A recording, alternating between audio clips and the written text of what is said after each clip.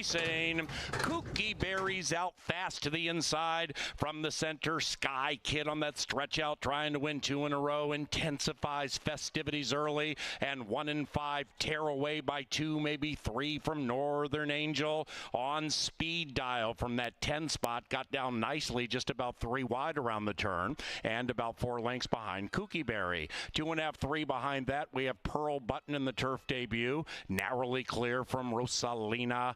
Behind them, Mighty Maddie, 8 lengths from the front, and 1 and 5 battle it out on the front. After that, we have Anna, second last, and the one at the tail with her boots on. 12 covers them, and they have 4.5 furlongs to travel, and they're chasing number 1. It is Kooky Berry leading it by a neck from Sky Kid. Right behind them, On Speed Dial in a wonderful striking spot, if good enough. Likewise for Northern Angel. Then we come back to Pearl Button, who's between them, overtaken by Mighty Maddie, who's on the move now in 5th. Then we come back to Rosalina. Anna's looking for a safe place to run, and with her boots on is only 9 from the front, which belongs to Kooky Berry. Rider as the patriotic colors and the inside as they head for home. Kooky Berry distance tested, not so much for Sky Kid, who's dropping out. Kooky Berry falls into the lead, length and a half. Northern Angel taking off outside. Mighty Maddie taking off inside, and Anna's surging home late on the outside. We begin with a humdinger. Mighty Maddie at 10 to 1.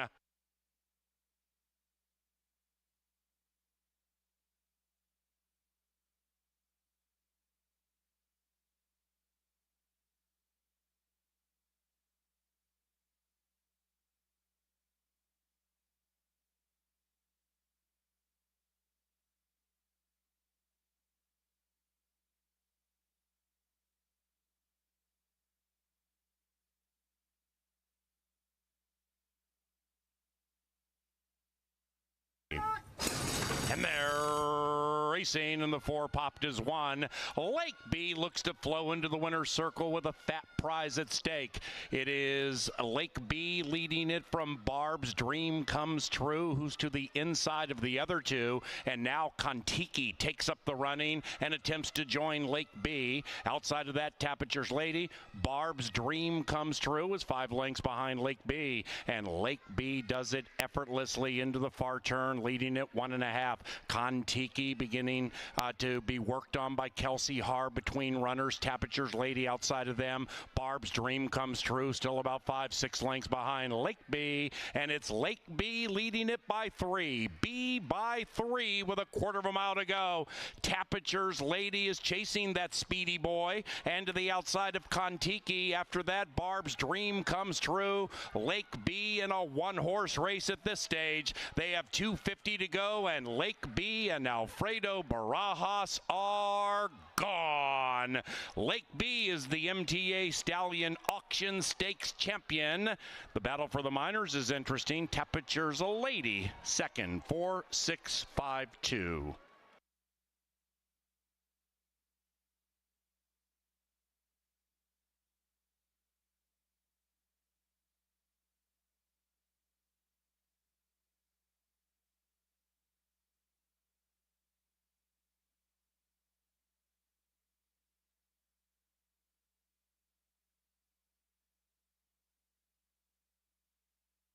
And they're racing in the Kitos Family Classic.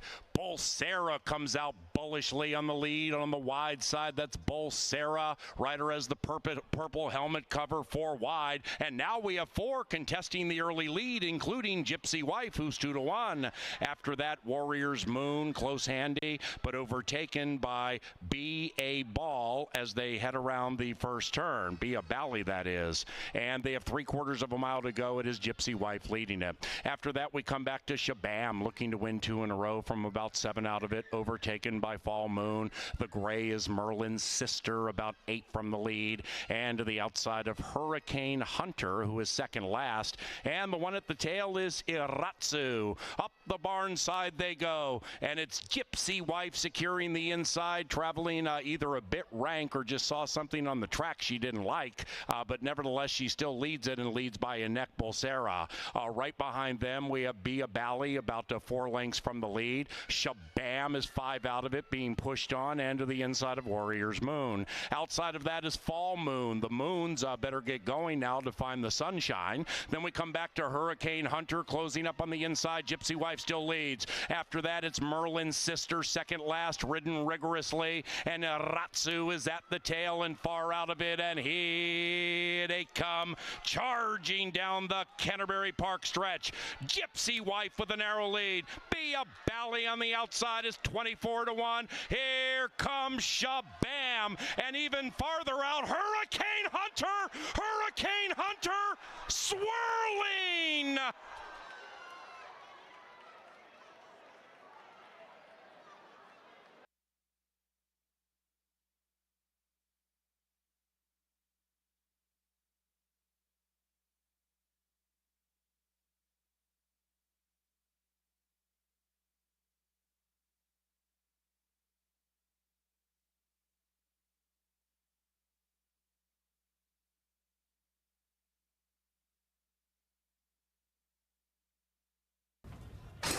And they're racing. Infinity Factor from the wide side came out like a shot in search of the early lead, but also flashing speed is Water Tester, and Water Tester grabs the lead. Right behind that one is Follow My Heineken, trying to leave them punch drunk, overtaken by Tap the Kid. Infinity Factor outbroke the field, now is on the move, a joint third. Likewise for We Need a Favor, sneaking through to the inside. After that, Arjun for Cars advancing 5 wide, 2.5 clear from Honor the Giants, who shoved on. Then we come back to Buzzsaw, 8 lengths out of it with fellow firster Mustache You a Question. Midway through the turn, approaching the top of the stretch, Infinity Factor rolls up to join Water Tester on that lead. Outside of that is Arjun for Cars, and between them Tap That Kid. Behind them We Need a Favor, awaiting the light of day, and they're coming home now. Infinity Factor is a talented firster, taking the lead after 1 tap and drawing away by 2.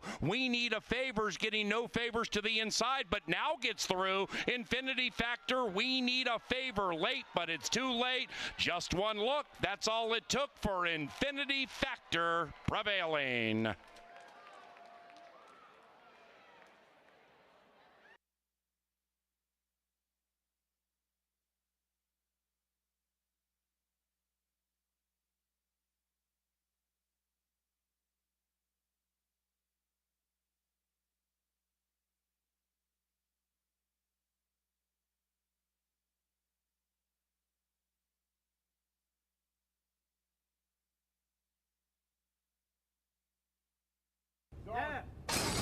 And they're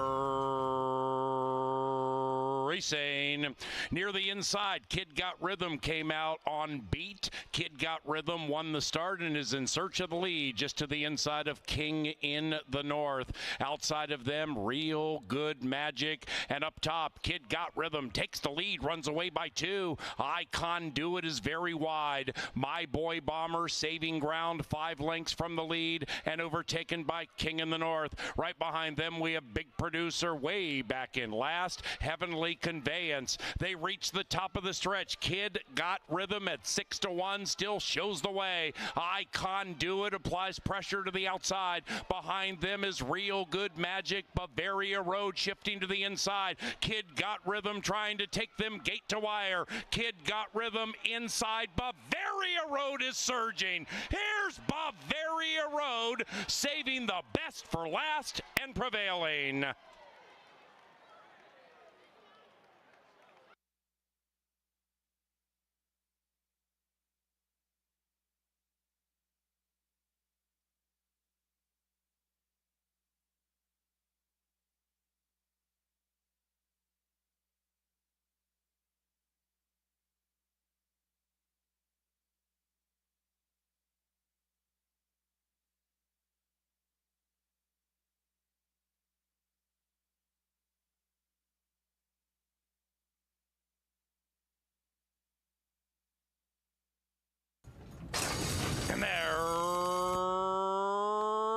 racing. All 13 came out squarely, put a Q around the start of race 6. And Cajun Hope has hope with that early speed. Cajun Hope along with Dive Deep. They pop nicely inside. Blue Skies and Angels comes zipping along, and Blue Skies and Angels in search of the lead. Sam Says is next to the inside. The pace is hot. After that, Emergency Response about 5 lengths out of it. Then we come back to Dive Deep, actually 8 lengths out of it, with Driscoll up there near the lead. And then we come back to Pervasive, 8 lengths from the lead and about 5-6 clear from Johnny Up. Johnny Up is about 9 out of it now, 2.5, 3 clear from Boss 9. Boss 9 losing ground rapidly. After that, we have Knighted. Knighted is very wide, far clear from Storm in Hong Kong. And the one in last is Storm in Hong Kong, actually 10 out of it. Up top, Johnny Up. Johnny Up. Up goes Johnny Up. Johnny Up takes the lead. The rider is red hot. Inside of that, Blue Skies and Angels. Meanwhile, here comes surging Johnny Up within the arch, inside, in the arch, in the circle. 2 in a row.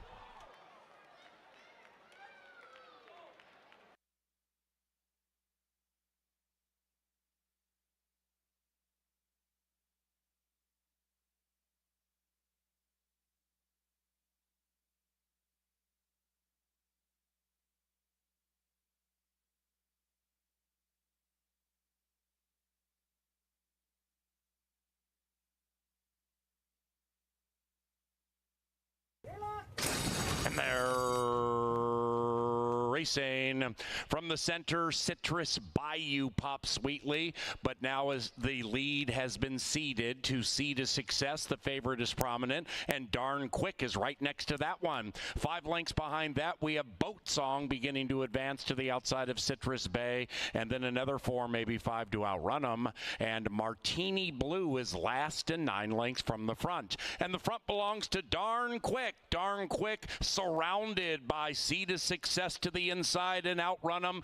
Check that to the outside. Making a move is Boat Song. Boat Song at one time 4th, rallies right up to the lead. Outrun him is 5 lengths from the lead. Martini Blues running on from behind, and Citrus Bayou's about to be last. They head for the money with a little less than a quarter of a mile to go, and holding on to the lead, Sea to Success. Boat Song outside, Martini Blue from last, maybe menacing. Then it's outrun him on the grandstand side into the final 150. Sea to Success continues to flow nicely. Martini Blue giving absolutely everything on the inside, but Sea to Success is too good. 9-10 in the 7th.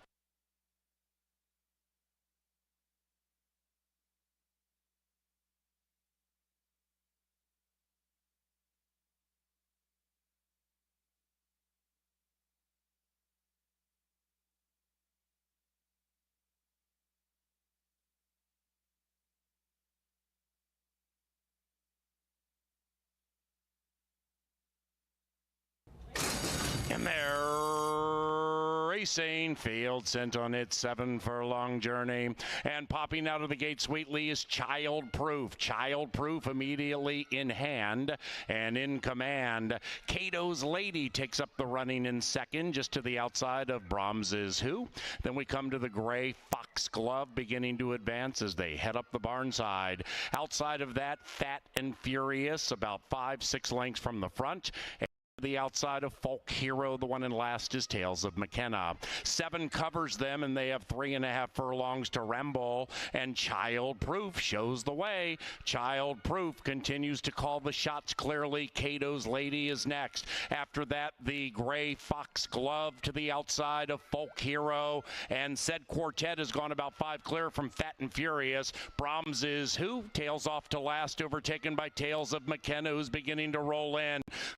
Quarter of a mile to go, and Child Proof leads it from Cato's Lady. Behind them is Foxglove. After that, Fat and Furious. Then we come to Tales of McKenna right behind the leading 2 into the final 250. Child Proof trying to go gate to wire. Cato's Lady trying to pull a bit of an upset between runners. Tales of McKenna, and outside of that is Fat and Furious. Up goes Cato's Lady at 2-1. Cato's Lady from Tales of McKenna. It is Cato's Lady prevailing.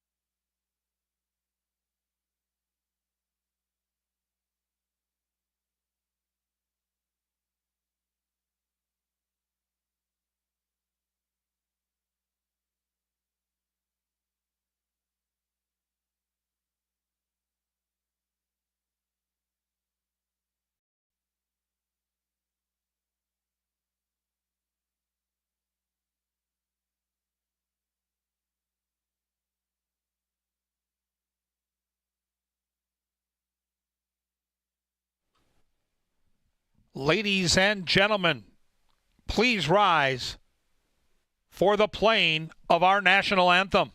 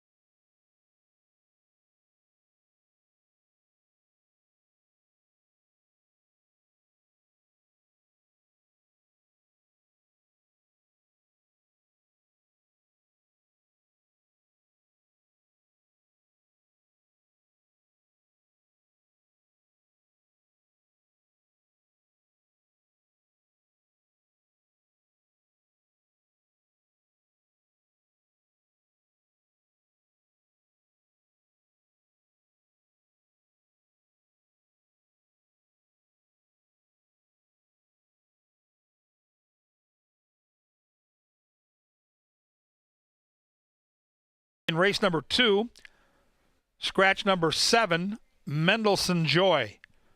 Race 2, take out that 7. No changes in tonight's third race. The third race is free and clear.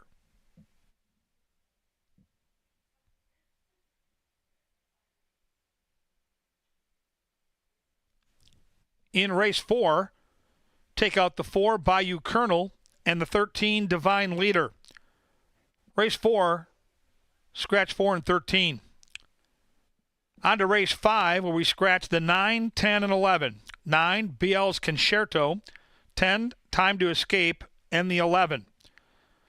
Jockey changes in race 6. Gallardo rides the 3. Morales rides the 4. Scratch 9, 10, and 11. That's back in race 5.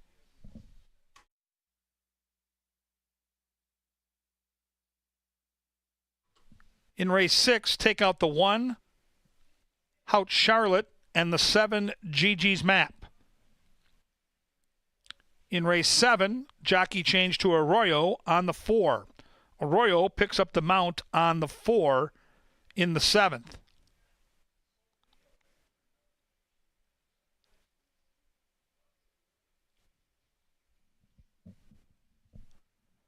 And in race 8, the 7 will race with blinkers on. Molly's Mia in the nightcap dons the hood for this.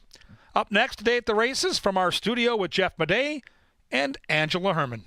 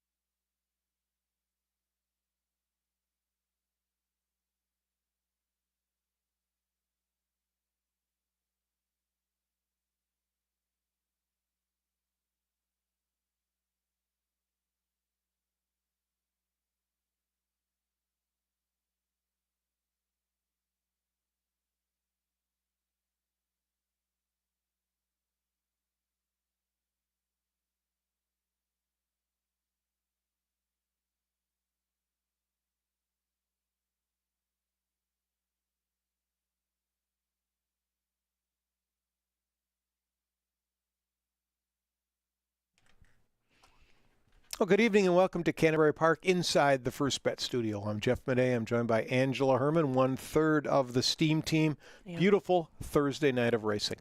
Yes, it is a beautiful Thursday night out. There's the threat of some weather we were looking at. It'll probably go right around us because We're at sunny weather. We're going to be sunny all night long. Yes, we start off fast and firm for an 8-race affair here at Canterbury. And you mentioned it is a nice night, and one of 5 that we have left on the schedule. It's getting down there to the end of the year. Yeah, there's that calendar where Mouse is checking them off as we go, and he wishes we could start all over again in May. But you'll see tonight is 5 o'clock. Saturday night we have 5 o'clock racing, and then we'll close it out with 3 days of racing. Wednesday at 5, and then special 4 o'clock post times next Thursday, and on the final day of the meet. Correct. Next Saturday. So, yeah, I don't like the end of the meet. It's fun. It seems like it just started. It feels like Kentucky Derby was not that long ago. And then opening night when the Alligator Hunter won the very first race of the season. So, but alas, we're down to the 50th day now. Oh, hey, I mean, normally by this time of the year, we would be wrapped up. You know, sometimes we had ended on Labor Day. We ended it a little bit later on the past few years. And going to the end of September is nice because the weather is great still in Minnesota. And sometimes there's a bit bigger gap now between the winter meets that some of these horses go to and the summer meet that they spend up here. So a few extra race days, and these are going to be very busy race days. Get your handicapping done early for both next Thursday and Saturday, especially because they tend to be more full cards, more full fields, and great handicapping puzzles to close the season. And the fun never ends this Saturday and next Saturday, Oktoberfest, the ultimate Oktoberfest experience right here at Canterbury Park during the races. The sign, this graphic says it all. Yeah. Cruise, good eats, live music, and that live music Saturday is by Tuba Mike and the Riverbend Dutchman, and games. There's contests, there's kegathons, I think they're called. I don't really know what's going on. Beard contests. I'm sure you've done a kegathon back in the day. Yeah. I might have won a kegathon back in the day. Beard contest, I'm not going to win that. Didn't Neither know way. there was one, didn't have time to prepare, but there's some people that might. And it really is Neil. fun. It's a fun night of racing and Couple good nights of festive. Oktoberfest. Yeah. If you like Oktoberfest, if you like bratwurst and you like beer and you like horse racing, we've got it for you. Yeah, any of the above. We have it out here at our Oktoberfest celebration that goes on both this Saturday and next Saturday, closing day. That's right. Now, with the end of the meet approaching, we start talking about the best horses of the meet. We know kind of who the top trainers are, who the top jockeys are, but it's subjective when it comes down to the horse of the meet. And you can see three of the contenders running right here. The Alligator Hunter, who I mentioned, who won 3 times. Yeah. Tony's Tappet, who's won all 4 of his starts. And Street Warrior, 3 for 4 in the top 3-year-old, I believe. Who could be the horse of the meet? I think these replays all demonstrated some of their skill sets. Alligator Hunter is very capable of winning a lot of close stretch battles. Tony's Tappet is as consistent as they come. You know, they're not always flashy wins, but he gets the job done, especially up here at Canterbury. And Street Warrior, the newest face of those 3, has been brilliant in a couple of his wins. Yeah, the maiden score, you would maybe expect that out of a well-hyped horse, but the way that he handled both distance and class hikes, respectively, were very, very impressive on all of their parts, really. But they bring different sorts of skill sets. So if you are voting for Horse of the Year, and there's going to be a group of us that vote on the Horse of the Year, you got different cases to be made for each one. So whichever horse really sort of tickles your fancy, whatever criteria you put into play for Horse of the Year, I think you really have a good candidate for it. And we might see a couple of these one more time this season. Tony's Tappet, the Alligator Hunter, and Street Warrior, all probably trying to solidify their case with one more race to make themselves Horse of the Year. Right. Tony's Tappet runs Saturday, as does Street Warrior. They don't face each other, but Tony's Tappet's going long. He had the fastest 6 for a long time of the season back in June. Then he won going a mile. Most recently, he's going a mile again on Saturday.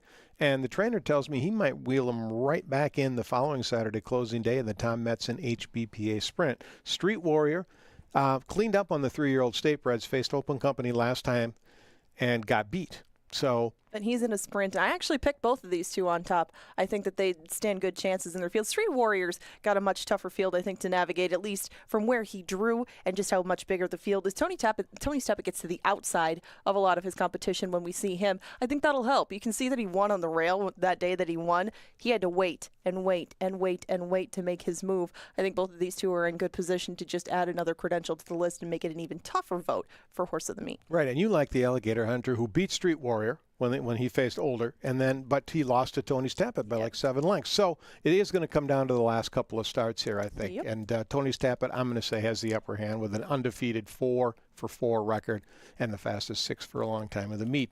Lacks a stakes win, though, but could get it on closing day if he comes right back. But it's been a really quality meet. These are mostly, for the most part, they are dirt horses. We've had some really good turf horses as well. We have too, and we've had some rivalries renewed, some new rivalries started on both surfaces, like you mentioned, but those are going to come down to the wire at the end of the year too, because like I mentioned, we have a lot of races still to go. Even though we've got limited race days, they get very full, both in the sense of how many races and how many horses per race. But getting to the human side of things, the Loeffler leaderboard is getting ever tighter in the jockeys race. Now 3 between the top 2, but Serafin Carmona hot on their heels. That's right. This has been quite a battle here. Luis Fuentes has kind of sat atop all along. He's been, I think, as many as maybe 10 ahead. Yeah. Now he's just 3 up on Eddie G. And Eddie G was in 3rd when we started the week last week. So I don't know how many you have him on. You're pretty good at predicting when jockeys are going to have big nights. You see either any of these 3 winning multiple races tonight? I thought maybe Gallardo could have a good night, but something's changed with scratches. I think that he might be able to chip away at that lead, but you just see these guys get the majority of some of the mounts that maybe the handicappers would pick in the stakes ranks, but it's in some of the other races that are going to make a big difference. And we'll see a lot of those claiming races go the way of different riders, but they will make the difference when it comes down to the end of these standings. The trainers race, it's going to be awfully tough for Jose Silva Jr. to catch Mac Robertson, especially at the way that both barns are both entering and winning. But we've seen this trainer's title come down to the very last race of the meet before. Nothing impossible when it comes to the trainer's race. Now, the play of the day is in the 5th. I had a scratch of the original play of the day, but we transition to a horse that's actually won but he won without a rider last time around. That's Sharmad in race number 5. He lost his rider at the start, continued to go around with the whole field. He did affect the race. Don't get me wrong. He did come down on a couple of horses, but he stayed in front of them too. Sharmad looks like he's finally ready to graduate, get that diploma tonight. As long as the rider can stay on board, I think he'll come home at a short price in front in the 5th. That's the play of the night, Sharmad in race number 5. Keep an eye on that play of the day, because last week the play of the day won at 12-1 odds, and people left with boatloads of money. And Right. you do your handicapping, you find those kind of bombs by using Daily Racing Form Past Performances, and they are free each and every Thursday of our meet. So tonight you can get them. You can get them next week as well for free. Daily Racing Form Classic Past Performances. And if you want to use your skills and play in a handicapping contest, this is your last chance tonight to play in the $40 feeder that gets you into next Wednesday's last chance $300 contest that feeds right into next Thursday's big one, where we're playing in a $1,000 or $2,000 contest to win an entry to the Breeders' Cup Betting Challenge or to the National Handicapping Championship. But back to the matter at hand right now, and that's the pick fives. Yeah, if contests aren't your thing, or even if they are, and then you've handicapped the whole card, you got pick fives to pick from start to finish. We got the first 5 covering the first 5 races of the day. The final 5 is the pick 5 that encompasses the last. Kevin makes you a ticket for the first one. I'll make you a ticket for the final 5. Both of them, 50-cent minimum, 10% takeout wagers. The best in the business, the best takeout in the galaxy, and the opportunity to take a swing at a pick 5 if you've never done it before and do it for a reasonable cost. And with the 10% takeout, you get more back.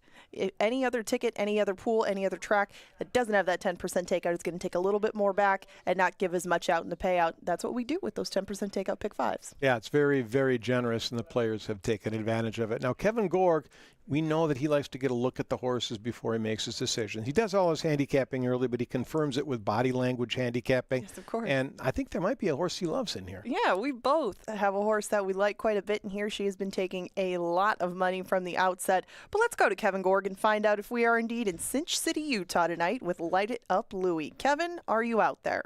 I'm out there and I'm ready to go. I think it's a 2-horse race. I think the betting board kind of shows that with the bookenders here. Critical scratch of the 4 Vow. Now we have 5. Going 7 furlongs. Speed's been good at this distance, but not a absolute prerequisite. Here's one of the favorites, Mischievous Gal. Luis Fuentes has had a wonderful season, leading most of the way in terms of jockey wins. He's got some speed inside. Now he's going to have some company. The filly just to his outside. Fuentes will have to pay attention to Wings from Above. But Mischievous Gale comes in from Louisiana Downs, had success at Lone Star, has raced at Churchill, Oaklawn Park, Ellis Park, and Keeneland. So she's kept good company. She's certainly the danger to the favorite, but I do think when you look at my pick 5, you'll see I think it's the 2 that bookend the field. Now, if the 2 can get loose, Wings from Above is quick, and she owns a win at this distance at Canterbury, which is critical. Last time out, September the 1st, wire to wire, honest fractions on the lead at 7 furlongs. So you know she can do it, but can she get loose? The 1 and the horse to her outside, the 3, St. Serena, likely going to push her along. St. Serena loves this racetrack. All 5 career wins for the 3 have been here in Shakopee. She's faced some tough company this summer and doesn't get much class relief here. She's going to be prominent.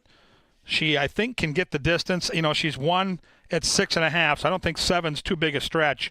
But the question for me with the inside 3, they all seem to have some early gas. Will they cancel each other out? I don't know. The outside 2 figure to be coming from off the pace, including this good-looking horse. This is Chasing Shadows. Serafin Carmona, what a season for that jockey. He burst onto the scene. He's been outstanding, consistently good here at the meet. This horse is going to be far back early, but figures to be motoring late. 7-1 is a fair betting number on a horse who looms a danger in the stretch. Here's my top pick. Everybody's on board. 1-2. Light It Up Louie. Shipped in from Churchill Downs. Beat Softer last time. And make sure you take a note of that. That was softer competition last time. Little more of a class test here, but figures to get a really good trip. 1, 2, and 3 all have that early gas. This horse can sit just off and get the jump on the 5. And if this horse brings her A game, she's going to be tough to beat. And the betting board does tell that story. Interesting race. It starts the first 5. I'll have that pick 5 ticket ready for you tonight right after the post parade here. Get those first 5 tickets in right now. First race looks like kind of a slam dunk, but it gets much tougher with races 2, 3, and 4, and I'll go through that in a few minutes. There you see the grid of professional handicappers, and you can see the betting board is split actually right down the middle here, as there are plenty of folks on board with that inside marker, so keep that in mind as you build your tickets. I think if anybody else figures, it might be that late closing 5, Chasing Shadows. Fun place to start on this lovely Thursday in Shakopee. Welcome to racing from Canterbury Park, the first 5 and race 1, ready to rock and roll in 8 minutes.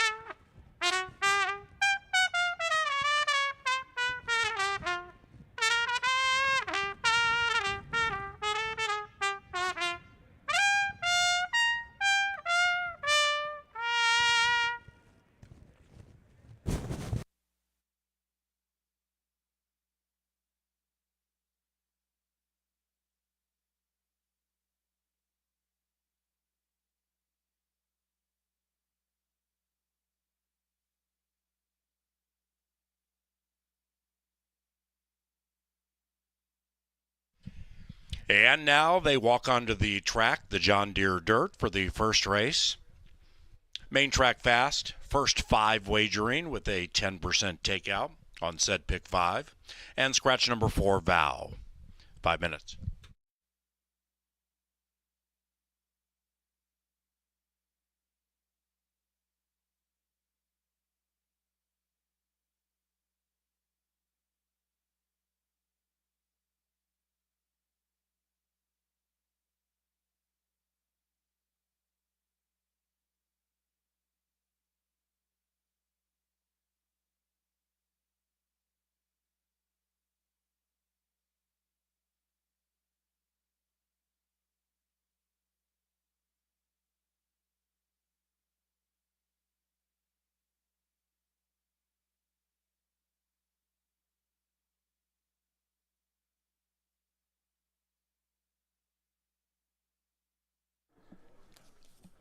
All right, folks, Canterbury Park cranking up with that first 5. Here is my ticket. It's an $80 play. I mentioned race 1 in my eyes, as I handicapped, was a 2-horse race. I'll use the 1 and the 6 and try to survive. I'm going to get beefy in the middle 3 legs and go price shopping. In race 2, I'm going to use 1, 2, 3, and 5. I think the 3 is sneaky. I think the 5 is sneaky. 2 is going to be tough. Martini Man is fast, but Mach 2 is going to push him along. So I think that's an interesting race within the race. I'll cover all 4 of those. Race 3, 1, 2, 6, and 7. My top pick is the outside horse, the 7, who's the lukewarm favorite, but I don't think that horse has to win. I'm really going to spread in race 4, 1, 3, 6, 7, and 12. I would have loved the 12 if it wasn't for the post draw, but I'm not going to get beat by that horse.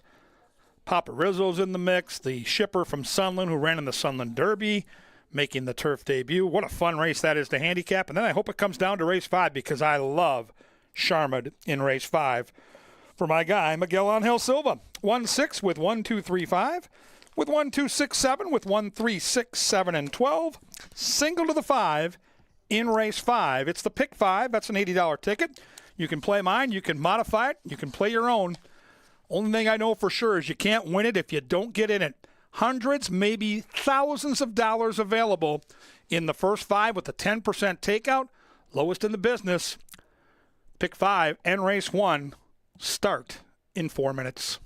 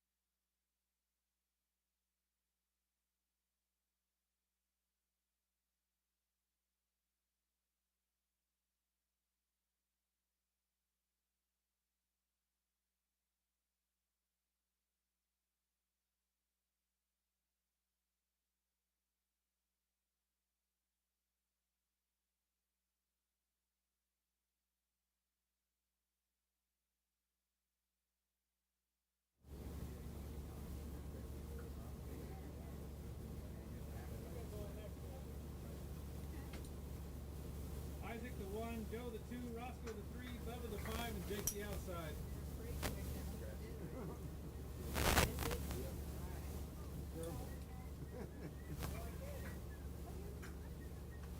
They are arriving at the starting gate, and it's post time. Into the gate for the first of 8.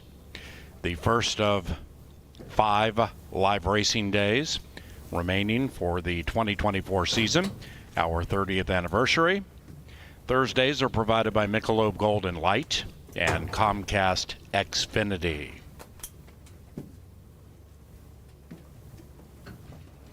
Mischievous Gal, 3-2.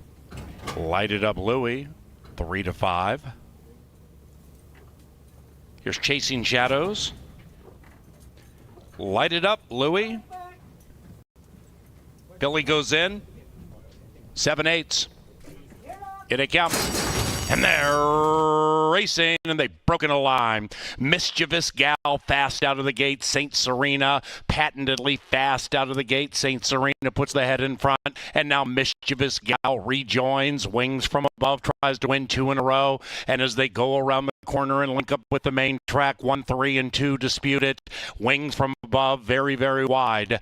After that, Lighted Up Louie chasing the trio under a very, very tight hole, 2.5 from the front, and about 3.5 clear from Chasing Shadows, chasing 4 fillies and mares as they head into the far turn with a half-mile to travel. Mischievous Gal pulls clear, nearly 1. St. Serena between them, wings from above. Rider as the White Silks, 3 wide. Lighted Up Louie right behind Mischievous Gal, rolling up to a joint second. Chasing Shadows continues to chase, 7 in arrears. And as they come to the top of the stretch, Luis Fuentes and Mischievous Gal lead it by 2.5. Lighted Up Louie. Mischievous Gal, 3. Lighted Up Louie, 5. To Chasing Shadows, who's out of last, and they're coming home now. Mischievous Gal leads it by 4, and it appears to be an ever-widening 4. Mischievous Gal at 2-1 is gone. Mischievous Gal with an impressive 7/8 performance. Lighted Up Louie second, and Chasing Shadows third.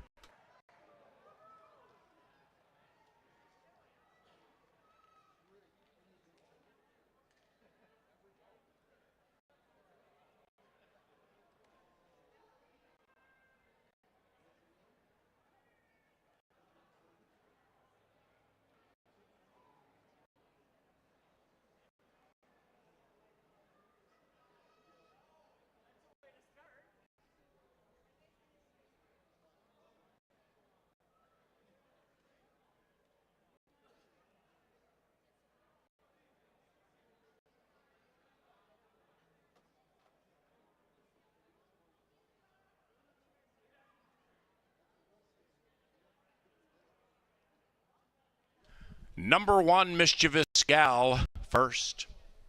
It is 1:6:53 in 1:23.96.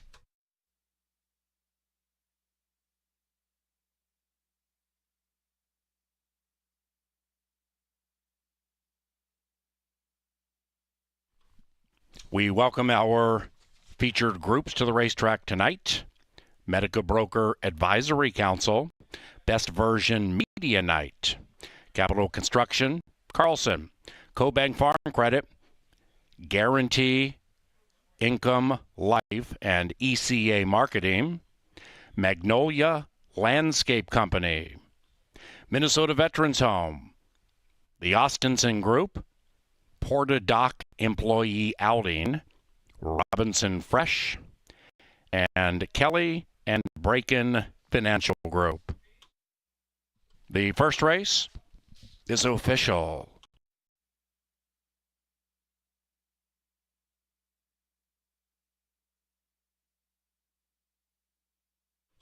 Race 2 is on the firm turf course.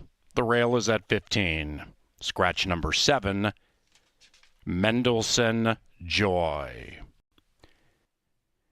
Into the winner's circle, Mischievous Gal and Canterbury Park's leading rider, Luis Fuentes. Mischievous Gal is owned by Chris Dugan and the winning trainer, Matt Williams.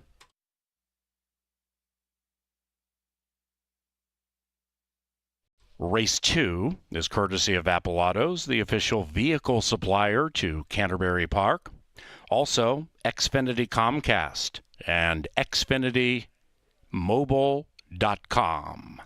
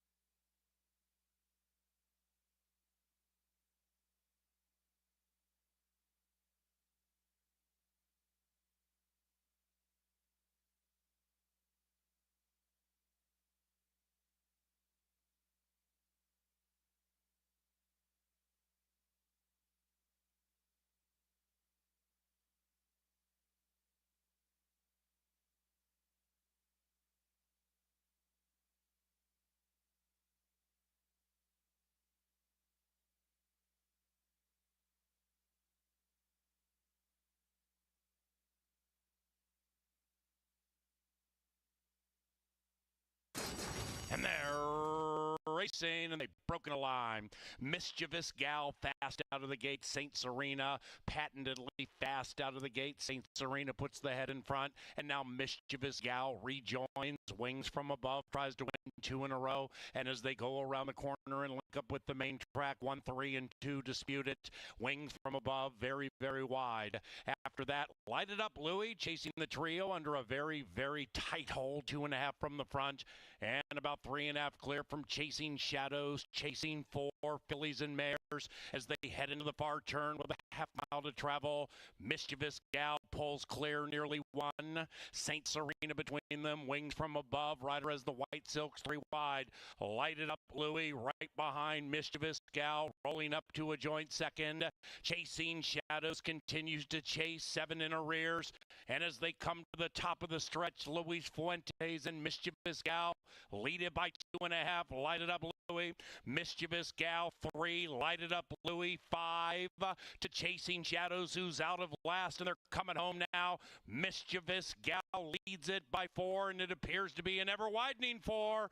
Mischievous Gal at 2-1 is gone. Mischievous Gal with an impressive 7/8 performance. Lighted Up Louie second, and Chasing Shadows third.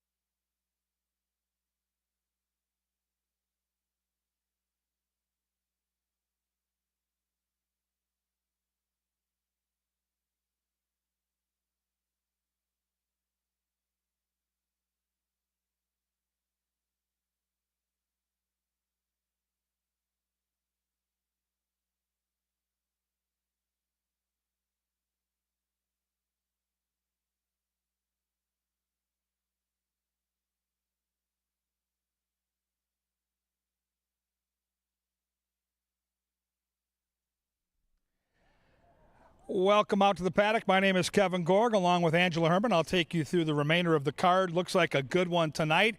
The forecasted rain has kind of stayed away, so we're fast and firm. We got a fun betting opportunity tonight with these 8 races. We saw the second favorite, Mischievous Gale, take the lead and never look back with Luis Fuentes in our lid lifter. And my top pick originally in this race was the 7, who scratches, which I think changes the complexion of the race. Let's handicap together. This is a turf race.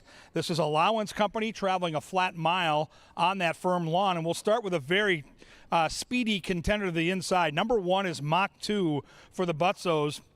Trained by Mike Beeler, this horse loves the Canterbury turf, has tried it twice with a win and a second-place finish. Has that early speed from the inside, likely going to use it, but will have company up front. I think the key for Mach 2 is, can this horse settle down? And De Silva, as I've watched him ride this summer at Canterbury, very patient rider. That patience could come in handy, because if this horse can sit just off it, could be a real problem when they turn for home. I think the speed of the speed is next door. This is Martini Man. Luis Fuentes, the jockey, looks to sweep the double. Cody Rosine, the trainer. What a fantastic meet he has had. And this horse was awesome last time, just crushing state-bred competition. Now we're against Open Company. Last time, strictly Minnesota bred, so the waters are a little bit deeper. We'll see if this horse can get out and get loose. There's other speed in the race, but I think Martini Man is super talented. We'll see if he can use that talent to win race number 2. Time Muse is bettable at 10-1. How about the price on the 3? I'm a little surprised by this. Horse should get a great stalking trip. You know the 1 and 2 on paper, if you look at them, are going to go. The 3 figures to be right there, saving ground, poised to pounce. And if you're going to build a trifecta and superfecta, I think the 3 is a nice double-digit long shot to use. Number 4 is Outlaw Run. Kelsey Haar, the jock, has been bringing in big prices all season, including a win on this horse. Go back in your racing form to the middle of July. This horse won with Kelsey at 35-1. Like the 3, good stalking speed, should set a fair trip, and 7-1. 5 is Jay Litza's tout. Now, Jay Litza handicaps for the Star Tribune, or now the Minnesota Tribune. He had 5 straight winners to close out the card on Sunday. As we closed out last week, he had the winner of race number 1. Mr. Litza's had 6 consecutive winners. He's got Britt Blitz, who should be rolling late. We've all been warned. Number 6 is High Ransom with Dakota Wood. He gets the mount here off a very impressive maiden win. 2 back, an absolute aorta smasher. If you bet this horse 2 back on August the 24th, I am so sorry. This horse went off at 49-1, did all the dirty work, and lost by a dirty nose at near 50-1.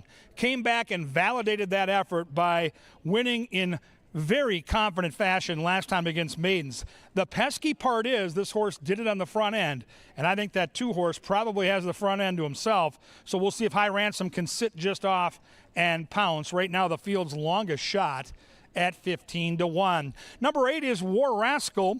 Eduardo Gallardo gets the call. He's a closer. He's an outside post horse that can tuck in behind with those pretty pink silks. I would expect this horse to make a late run, and this is another horse, if you're building a trifecta or superfecta, figures to be on your tickets, because I think this horse absolutely can hit the board. Fun race. Race number 2 starts that early pick 4. We've already started the pick 5. Now you've got an early pick 4.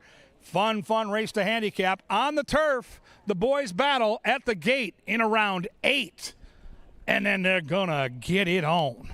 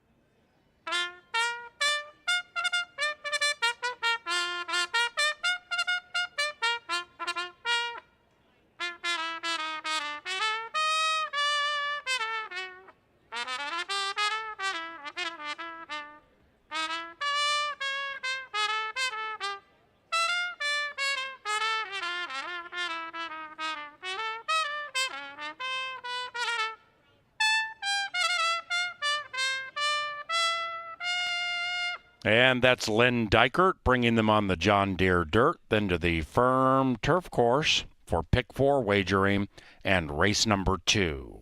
Scratch number 7, Mendelssohn Joy. They'll be to the gate about 5 minutes from now. Don't get shut out.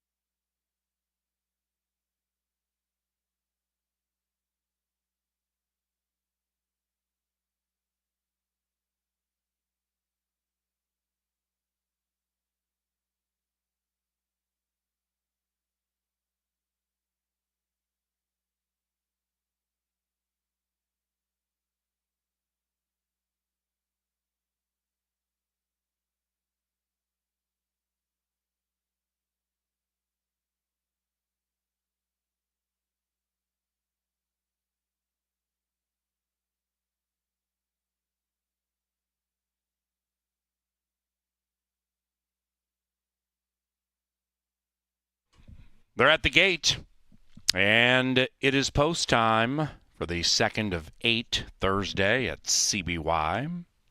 Outlaw Run, first in.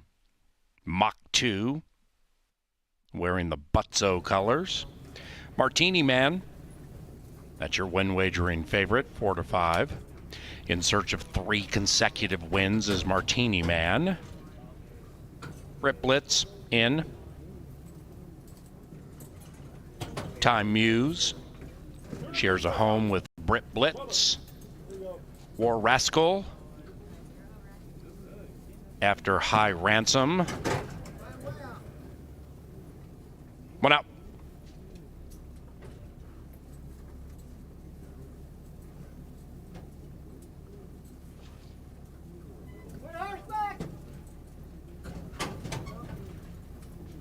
All right.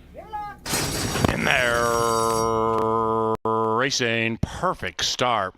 Mach 2 and Martini Man out best, and now Martini Man goes swirling to the lead. It is Martini Man 1.5 with a lap to go. High Ransom in search of 2 in a row settles into stride to the outside of Mach 2. War Rascal now fires up on the outside, 3-4 wide to be a length and a half from it, and right behind them Time Muse. That one is 5th and about 5, maybe 6 from the front. After that, Outlaw Run to the inside of Brit Blitz, and they're covered by 8 as they head up the Canterbury Park barn side. And Martini Man leads it, but has company in the shape of High Ransom. And 2 and 6 travel in perfect harmony with 4.5 to go. Likewise for War Rascal and Mach 2, the 8s to the outside. Time Muse is guided to the outside by Alonso Quinones and is about 3 lengths from the lead. We have 5 Sardine by 2.5 now, and it's about 2.5 free clear from Outlaw Run. Then it's Brit Blitz, just 6 from front to back. Off the far turn they go. War Rascal makes a move on the speed. Martini Man to the inside. Between them is High Ransom. Outside of that, Mach 2 begging for the light of day. Absolutely nowhere to go for Mach 2. Kept in by Time Muse. And behind them is Outlaw Run. And Brit Blitz is 8 from it. Up top, here comes Mach 2 with a rush to the outside of War Rascal. Martini Man is heading backwards. It is Mach 2 taking the lead at 2.5 to 1. Mach 2 got the light of day and put darkness on the rest of the field. 1-8-4 in race 2.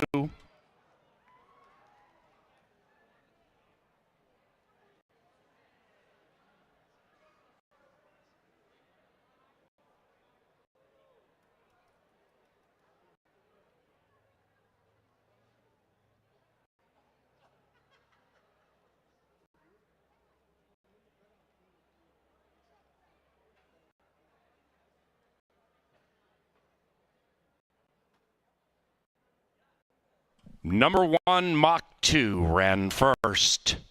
1-8-4-3 and 139.03, and those numbers are not official.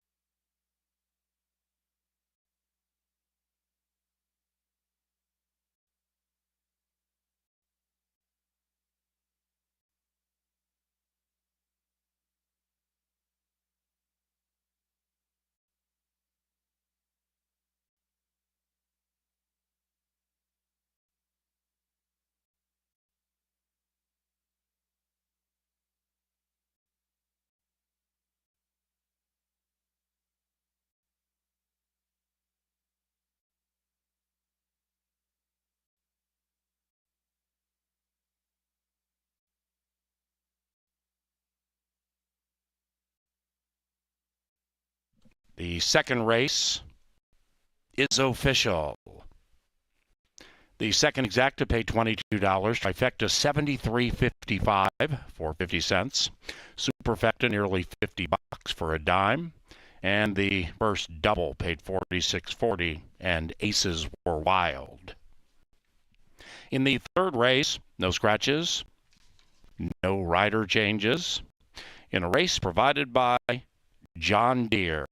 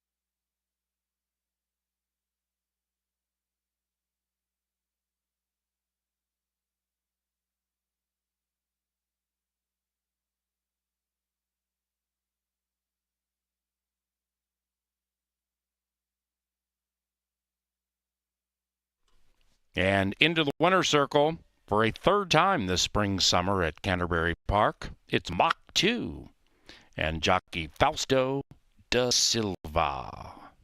The winning owners, Barry and Joni Butzo, and the winning trainer, Mike Beeler. Mach 2 is a 3-year-old brown gelding by Air Force Blue out of Yankee Sweetheart, bred in Minnesota by Almar Farm.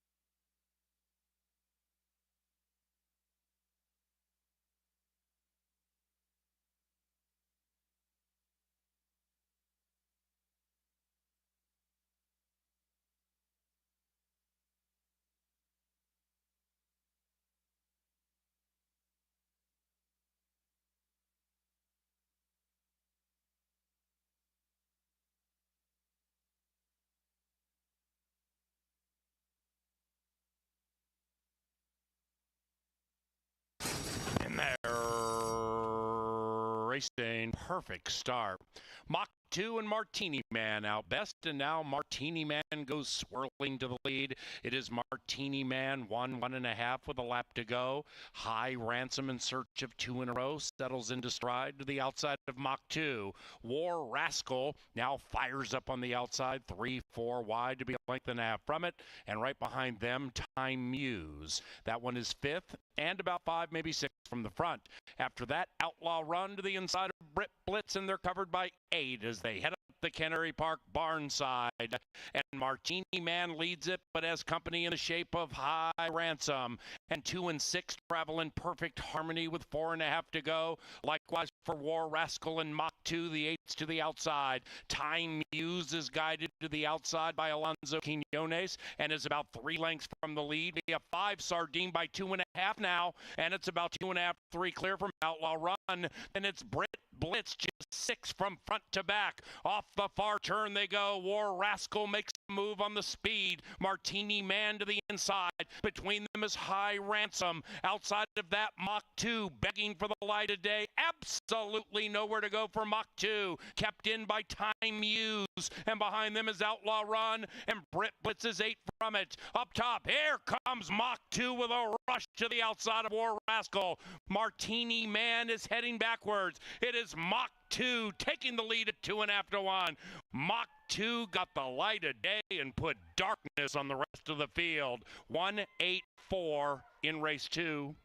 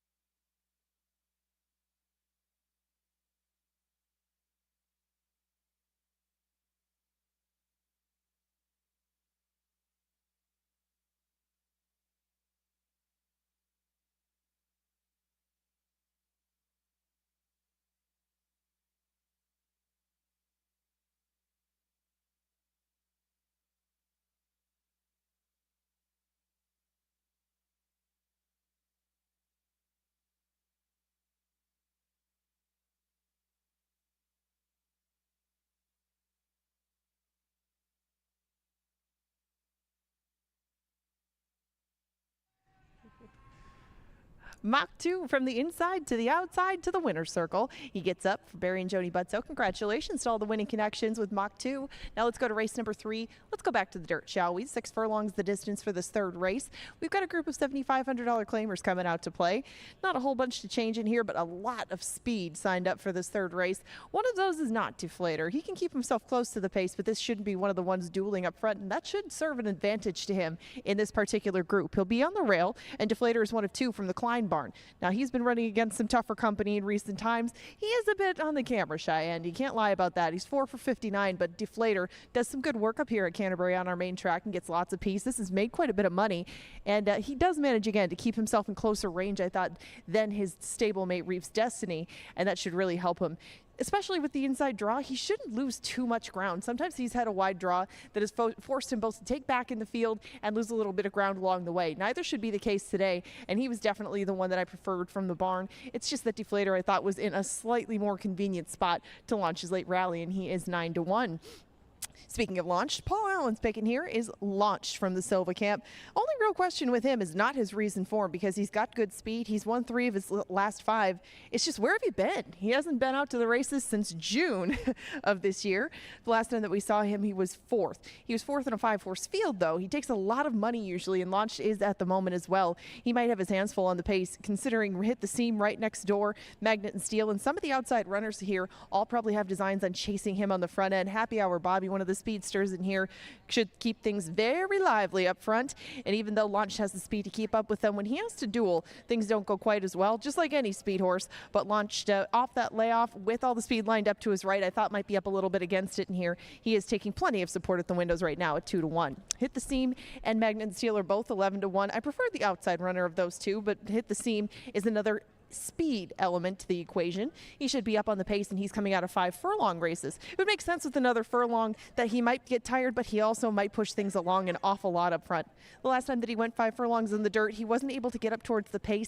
Maybe with this little extra distance, he should be closer, and that's where all of his best races have come. They've come when he's clear on the lead, but regardless, as long as he is in the thick of things on the front end, that seems where Hit the Seam is happiest, and he is a healthy price on the board, as is Magnet and Steel, and he represents a good angle for the Cody Rosine barn. They just claimed this horse last time around, and it was a nice second place finish.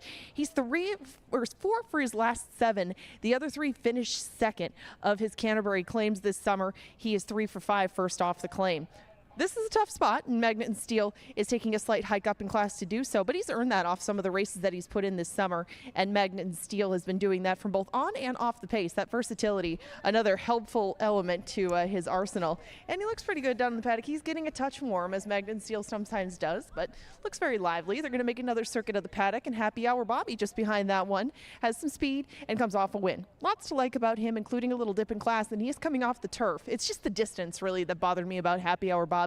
With Launch to his inside, with some other speed with him. Happy Hour Bobby, just like that one, should be in for a tussle on the front end, but that hasn't bothered him in the past. Wouldn't see how it would bother him today. I did use him in there, but I thought that maybe that speed would just take enough out of him to let somebody come get him late. But Happy Hour Bobby making a good impression down here in the paddock for the Kenny barn. Reef's Destiny just behind him was the aforementioned other Klein runner that I was talking about, but Kelsey Haar is aboard this one. She has ridden both of them many, many times in the past.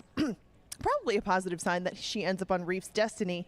It was just that he's been racing against a little bit softer competition than Deflator. Not too much, but he does have to turn the tables on a couple that are in this very spot. He is 4-1, and Reef's Destiny, I thought, would have his work cut out for him because he should be the trailer early on. I was just looking for a horse that could sit off the pace, not too far off the pace, so that led me to My Crazy Neighbor. My Crazy Neighbor for Joel Burnt is on a class drop himself. He comes off a 3rd place finish behind Outrun Him, and that one came back to run a pretty good race. He was 3rd the other day, but he was on the cutback for his last 2, and My Crazy Neighbor got left behind when Outrun Him drew away from that field last time. It was a pretty tough race for the level, for that $10,000 claiming level, and My Crazy Neighbor showed up with another good effort, but I thought that maybe just this slight drop would put him in a much better position, and he'd be a square price. You get that right now, but I don't think 9-2 will last. In this 3rd race, you can do win-place shows, exactas tries, supers, doubles, pick threes, gamble away. The options are plentiful. You get 7 minutes to put those wagers together, and in the meantime, stay tuned for a power play from one Mr. Kevin Gorg.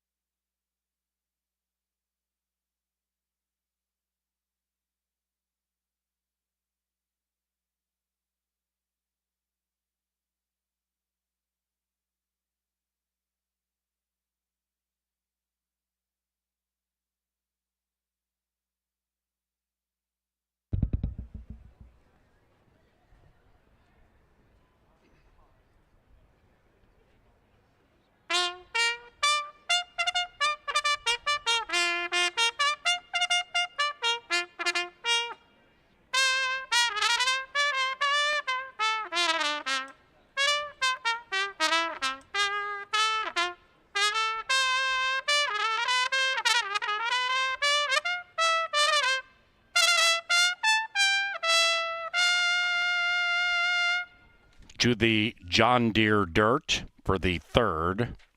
No scratches.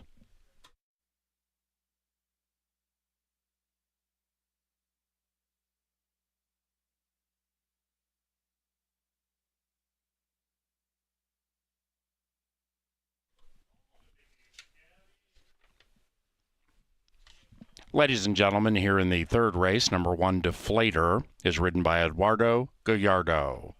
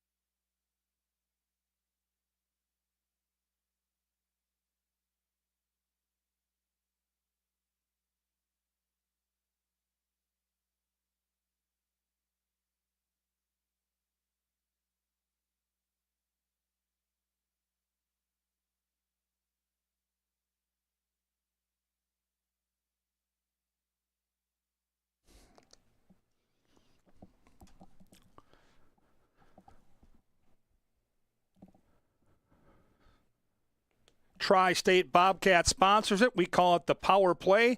Welcome upstairs to the TV studio. We are getting ready to isolate a horse for that final 5, pick 5, and we got a good one. Race 7, D'Angelo is the horse. Let's take a look at the brief racing career of this 3-year-old colt that they paid $410,000 for. You can see this horse has run his race each and every time. Big, physical, strong horse, Carmona for Mac. When he comes in off a win, nearly 25% profitable in the ROI, but did get beat on debut by Bay Boss, who's in this race. And some sharp handicappers have Bay Boss. So let's go back and watch. Number 1, D'Angelo here in the pink cat is wide. Number 2, Bay Boss is on a speed-friendly track and is loose. And let's not forget, this is D'Angelo's debut. This was a bit of a learning experience, and we're going to get extra ground tonight. We're going to stretch this horse out to a longer distance at 7 furlongs. And look at this big sucker. Look at him come out here. Now, he gets the jump on him. And again, they're going to go head-to-head, and it's a rematch tonight. We'll see if Bay Boss can do exactly the same thing using that early speed. But look at this monster come charging late on debut, flying to the wire, and now we get an extra furlong. It adds up to D'Angelo catching Bay Boss, getting revenge, turning that red light on in the power play. Hockey season's almost upon us. It's time to score tonight in race 7 with the nickel.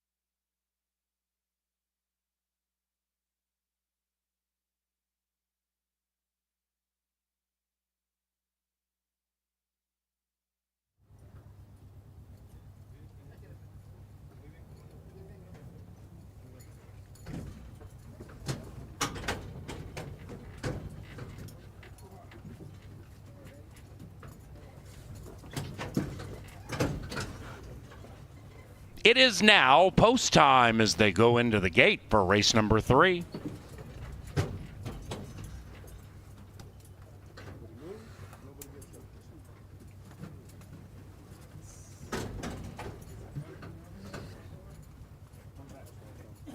Get a horse back!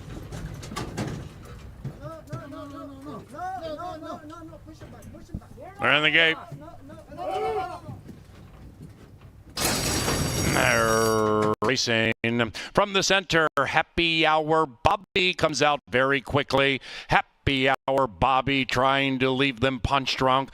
Launches himself through on the inside, and now Launched has the lead. Right next to that one is Hit the Seam. The veteran Deflator creeps up to the inside. The 9-year-old is 2 lengths from the front, and to the inside of Magnet and Steel, sticking to Deflator. Wide is My Crazy Neighbor. That's the 7, about 6, maybe 7 wide into the turn, and Reef's Destiny can see them all. The one leading is Launched, and it's launched by nearly 2. Deflator is a narrow second to the inside of Hit the Seam, who's hitting the brakes. Outside of that, My Crazy Neighbor, still game, but still wide. Happy Hour Bobby would have to win 2 in a row from 4 out of it. Magnet and Steel's trying to creep through to the inside. And outside of that, Reef's Destiny, the 9-year-old, is finishing fast. Up top is Launched, but a couple of 9-year-olds are converging on Launched. Deflator between them. Reef's Destiny to the outside. It's a Klein Civil War. Reef's Destiny, Deflator, Reefy wins.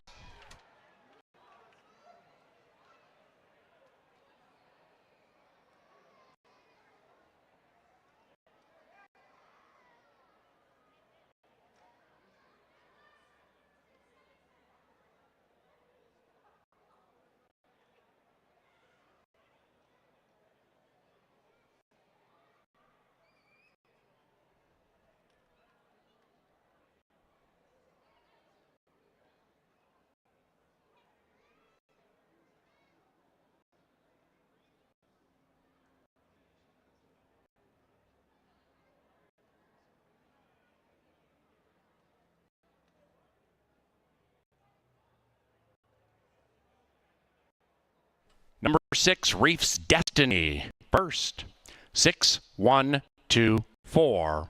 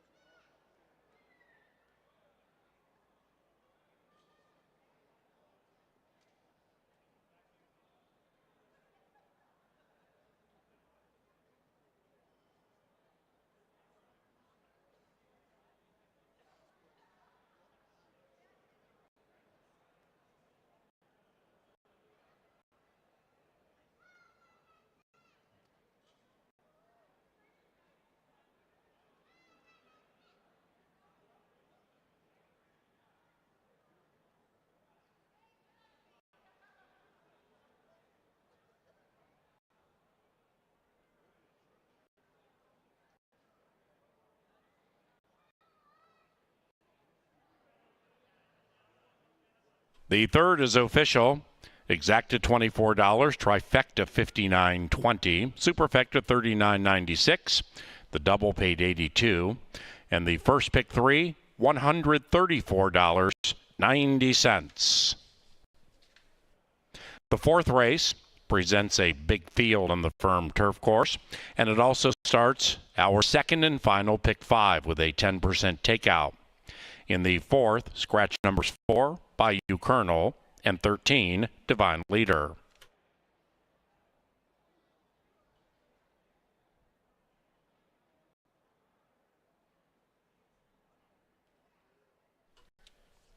Here comes the old 9-year-old Reef's Destiny into the winner's circle with Kelsey Haar. Reef's Destiny is owned and trained by Bob Klein.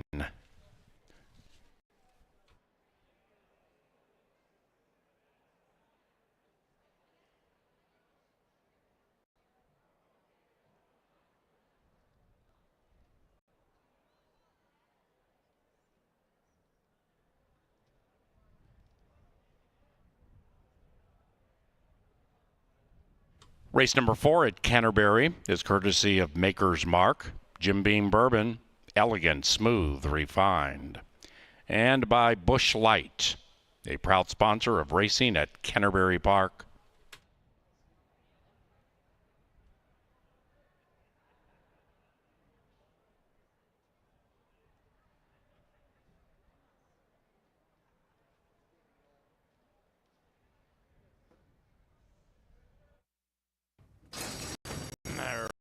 Racing from the center, Happy Hour Bobby comes out very quickly. Happy Hour Bobby trying to leave them punch drunk.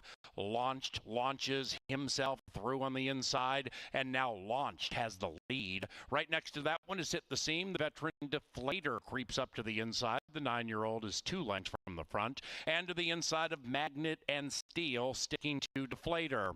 Wide is My Crazy Neighbor. That's the 7, about 6, maybe 7 wide into the turn, and Reef's Destiny can see them all. The one leading is Launched, and it's launched by nearly 2. Deflator is a narrow second to the inside of Hit the Seam, who's hitting the brakes. Outside of that, My Crazy Neighbor, still game, but still wide. Happy Hour Bobby would have to win 2 in a row from 4 out of it. Magnet and Steel's trying to creep through to the inside, and outside of that, Reef's Destiny, the 9-year-old, is finishing fast. Up top is Launched, but a couple of 9-year-olds are converging on Launched. Deflator between them, Reef's Destiny to the outside. It's a Klein Civil War. Reef's Destiny, Deflator, Reefy wins.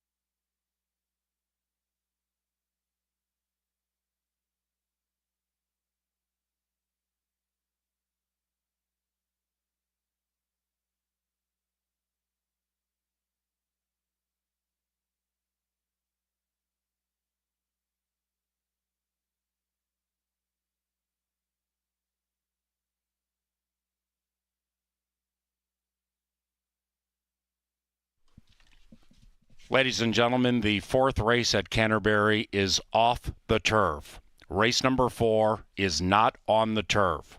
It's on the fast John Deere dirt. The distance is okay. Now we have a couple of scratches.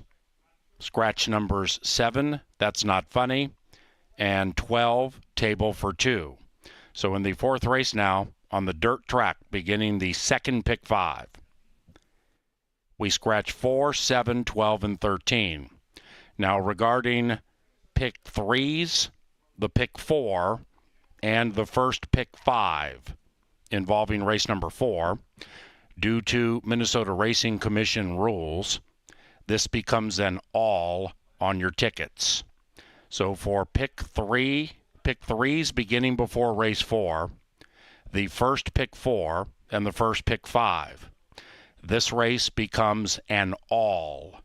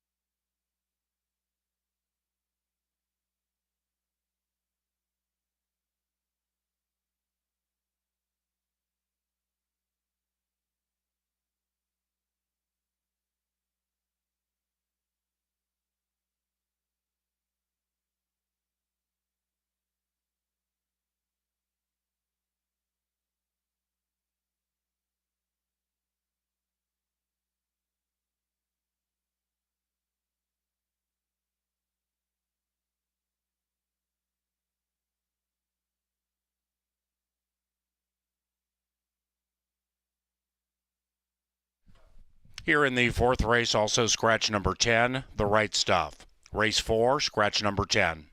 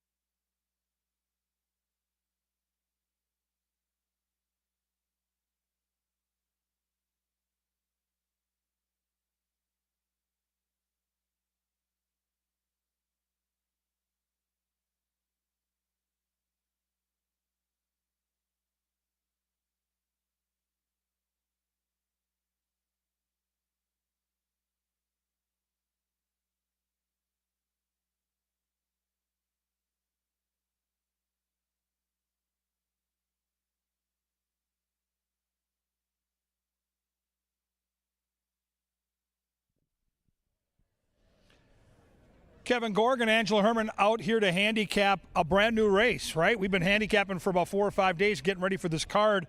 All of a sudden, with the turf conditions not up to snuff, at least tonight, with some moisture in the ground, we are on the dirt now for race 4. And Ange, I think it completely changes the way we look at this race. Well, yeah, you have to. There's a lot of horses in here who had both an affinity for our turf course and recent established turf form. You change it over to the dirt, and it's fast dirt, too. So we might have some horses with experience in the mud who just don't race on a fast surface very often, and the race gets turned on its head, essentially. But I think that all the eyes should go to the horse that they are at the moment. He's even money. He's a graded stakes placed 3-year-old taking on older. He was going to try the turf for the first time, but on the dirt, a lot of luck gets a lot tougher, doesn't he? He does. I think it was an interesting try with the bloodlines for the grass, but you mentioned it. He ran second to Stronghold, who ran in the Kentucky Derby, back in the Sunland Derby, a Grade 3 event in February. The tricky part is the horse hasn't been seen at the races since April 7th. The workouts are there. Ange, give us an analysis of how this horse looks physically, because right now I couldn't be happy with the way the horse looks out here in the paddock. Yeah, he looks very good. I mean, he has had time off, looks a little fresh to return. I mean, looks very happy to be back to the races, but you would hope for that with a horse with only 4 lifetime starts to him. It looks like he looks very good. I can't take anything away from his appearance. I'm not disappointed that he's going to be on the dirt. He has established dirt form, and the barn is 0 for 7 putting horses on the turf for the first time in the last 5 years, so keeping him on the surface we know he likes is fine by me. Mission Key is going to be coming from off the pace, but he should have some pace to run down, and this is one with more established dirt form than turf form. I've got the 2-horse second. I've got the race 1 to 11 now that we're off the turf. I think the 2 at 17 to 1 is absolutely playable. Looks okay down here. Not great shakes, not bad, just okay. But he's a 7-year-old veteran, so no surprise there. Papa Rizzo stays in. And before you discount Papa Rizzo, who is a turf specialist here in Shakopee, he does have 2 wins on dirt, and he is fast. Is he fast enough to go with the 1? That remains to be seen. Yeah, your old buddy Papa Rizzo will have his work cut out for him on the front end. I said that last race, and I think the same applies in this race, especially now that they're back on the dirt. That's another thing with turf horses. If they come from off the pace typically and they don't want any dirt in their face, they may be compromised as far as how their races run. I don't know how about Skippy Strike. I mean, the last time we saw him, he was sprinting in the mud when he was on the main track against allowance horses. Bit of a question mark, but a big price. Yeah, he's only got 1 win in 16 tries in the dirt. I think he would have been much more competitive on the turf. 6 was my original top pick for the turf. I think this horse is good enough to get it done, but I like the 1 a lot better now that we're on the dirt. 6 is one of those horses I would use underneath in the exotics. Now we get with the scratches, Ange, to a horse that's taking a lot of money. What do you think of the 8, Bayou Benny? Yeah, my original pick on the turf, that's not funny, is out. Bayou Benny is the other one that moves way, way up in the ranks, and the board is showing that because Bayou Benny's only run once on the turf in recent times. In fact, he's only run on the turf twice overall. His better races have definitely come on the main track, and our main track to be specific.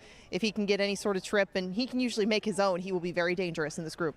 Angel's Magic would have been much better on the turf. That's just my opinion. You can see it in the numbers in daily racing form. This horse has 26 turf tries, 0 for 5 on the dirt. And the only other horse to talk about is the horse on screen right now. Kelsey Har looks to go back-to-back. I've got the horse third, 7 to 1. I think the 11 horse Quality Rags is very playable, Ange. Yes, the strongest neck at the track is Quality Rags. I thought he would want a little less distance. I think he might be a horse that they're having trouble finding a spot for these days. Might look for him in a sprint down the road at Turf Paradise, but a very classy horse that if he can handle this distance is in the right field. The big news is we are off the turf here in race 4. We start the final 5. It's a 1-mile race on the main track. They'll be at the gate inside of 8. Right now they head down the tunnel. We get the bugler, and soon we get the call to the post. Good luck.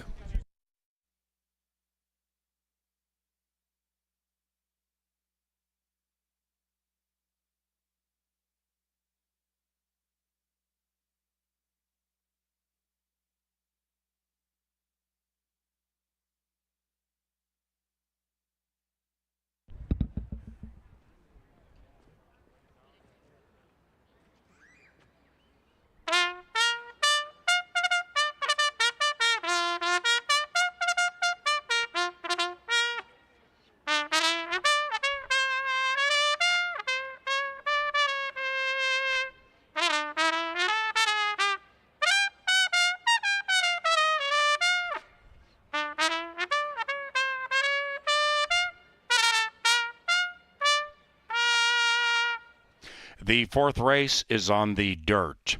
The main track is fast. This race was shifted to the main track in advance of race 4, but after race 3.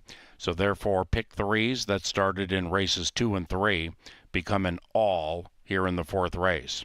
The pick 4, which began in race 2, and or the pick 5, which began in race 1, for wagering purposes, this becomes an all per Minnesota Racing Commission rules.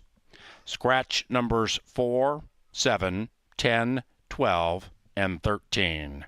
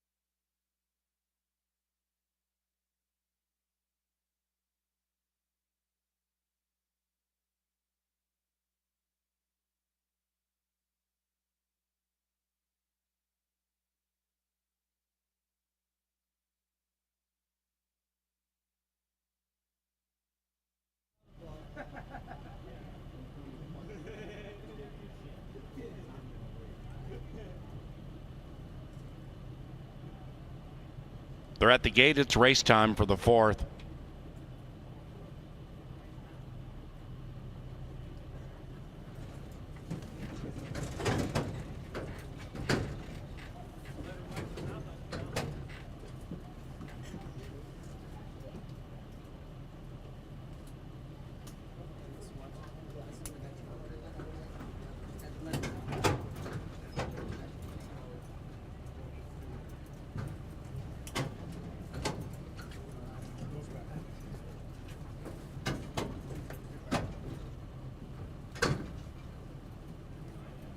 One out.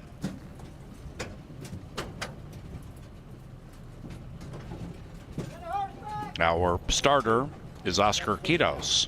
They're in the gate. And they're racing. Very even beginning. Nobody really keen to get on with that early lead, so a lot of luck.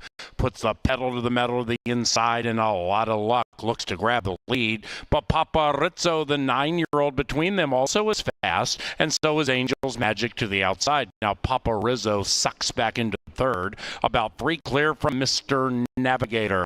That one's to the inside of Quality Rag, 7 lengths from the lead, and the lead belongs to Angel's Magic, pulling away by 2.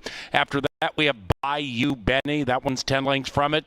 And to the outside of the 10-year-old Skippy Strike, the gray horses, Mission Key, beginning to advance, but about 10 lengths from the front. And with a little less than a half mile to go, Angel's Magic still clear. Angel's Magic at 16-1 shows the way into the far turn.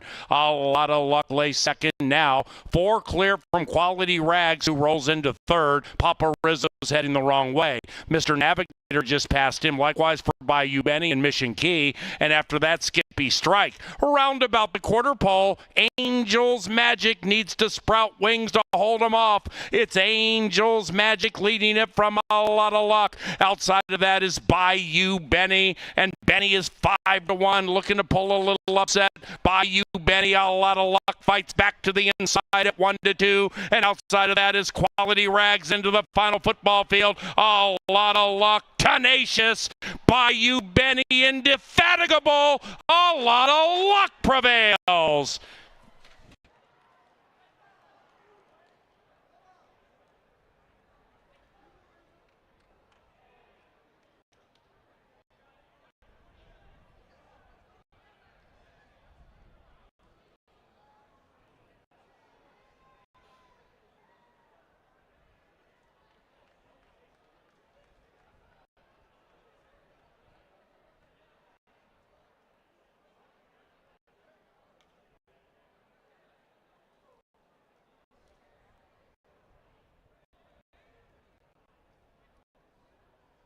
Photo finish.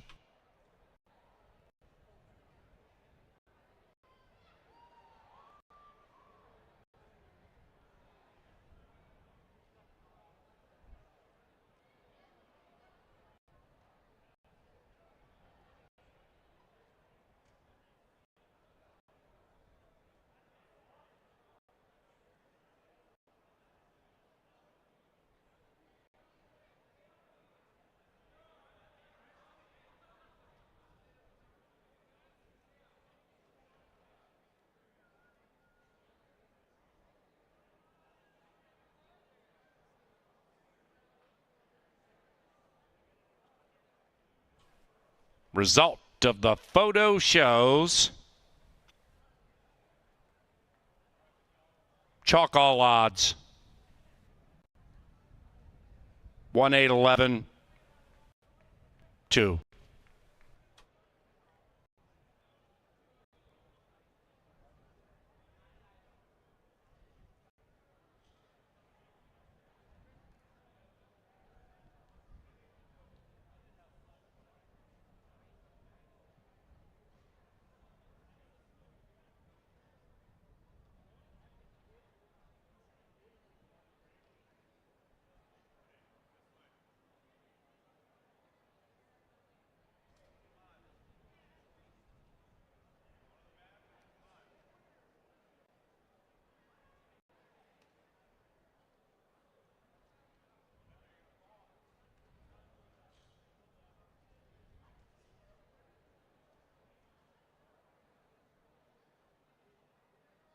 Into the winner's circle, it's a lot of luck. That's 2 for Lou. 2 for jockey Luis Fuentes. The winning owner, Eleanor Martin, and the winning trainer, Ty Garrett.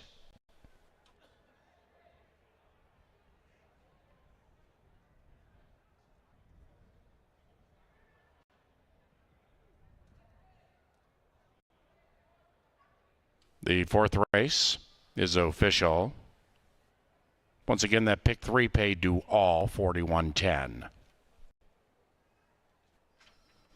We come now to the fifth race.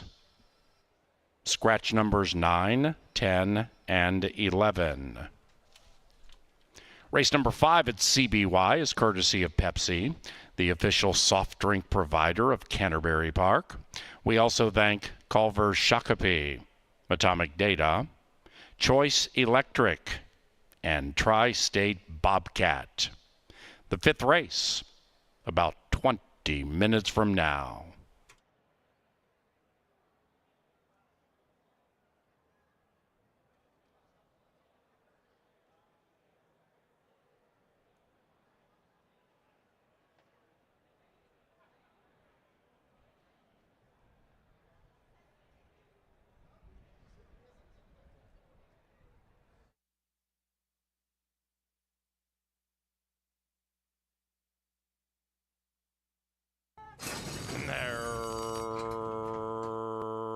Racing. Very even beginning. Nobody really keen to get on with that early lead, so a lot of luck. Puts the pedal to the metal of the inside, and a lot of luck looks to grab the lead. But Papa Rizzo, the 9-year-old between them, also is fast, and so is Angel's Magic to the outside. Now Papa Rizzo sucks back into third, about 3 clear from Mr. Navigator. That one's to the inside of Quality Rag, 7 lengths from the lead, and the lead belongs to Angel's Magic, pulling away by 2. After that, we have Bayou Benny. That one's 10 lengths from it. And to the outside of the 10-year-old Skippy Strike, the gray horses, Mission Key, beginning to advance, but about 10 lengths from the front. And with a little less than a half mile to go, Angel's Magic still clear. Angel's Magic at 16-1 shows the way into the far turn. A lot of luck plays second now. 4 clear from Quality Rags, who rolls into third. Papa Rizzo's heading the wrong way. Mr. Navigator just passed him, likewise for Bayou Benny and Mission Key. And after that, Skippy Strike. Around about the quarter pole, Angel's Magic needs to sprout wings to hold him off. It's Angel's Magic leading it from a lot of luck. Outside of that is Bayou Benny, and Benny is 5-1, looking to pull a little upset. Bayou Benny, a lot of luck, fights back to the inside at 1-2, and outside of that is Quality Rags into the final football field. A lot of luck, tenacious. Bayou Benny, indefatigable. A lot of luck prevails.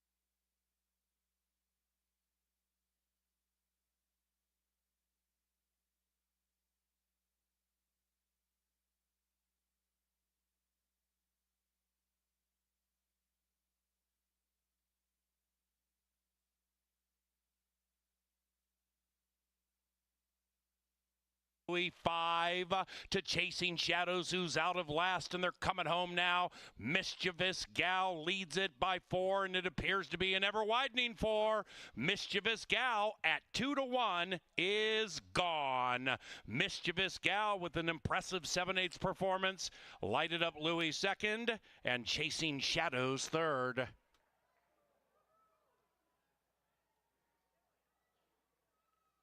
By Time Muse, and behind them is Outlaw Run, and Brit Blitz is 8 from it. Up top, here comes Mach 2 with a rush to the outside of War Rascal. Martini Man is heading backwards. It is Mach 2 taking the lead at 2.5-1. Mach 2 got the light of day and put darkness on the rest of the field. 1-8-4 in race 2.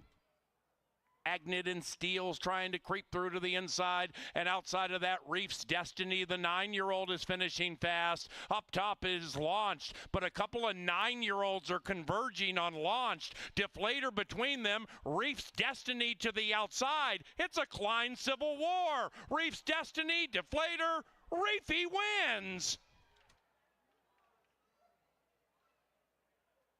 Beating it from a lot of luck. Outside of that is Bayou Benny, and Benny is 5-1, looking to pull a little upset. Bayou Benny, a lot of luck, fights back to the inside at 1-2, and outside of that is Quality Rags into the final football field. A lot of luck, Tenacious, Bayou Benny, Indefatigable. A lot of luck prevails.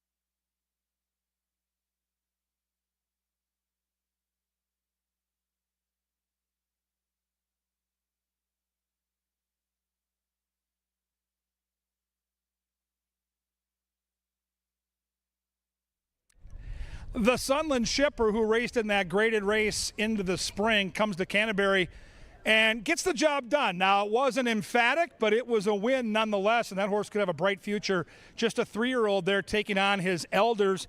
And now we move on to race number 5. And if you're new to horse racing, when you hear the word maiden, that's a race where nobody has won a race. They're looking for their very first win.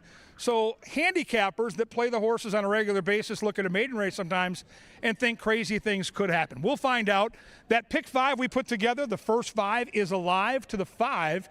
That $80 ticket's paying $560, so certainly we're going to pull for our top pick, but we always pull for any horse that's named after our favorite member of the Minnesota Wild, and we've got some friends here like Double D, Dylan in the house, and he's got to bet Kirill the Thrill. He was hanging out with Kirill at training camp earlier today. He did an interview, which I was proud to see on social media. Double handler for Kirill the Thrill, the horse.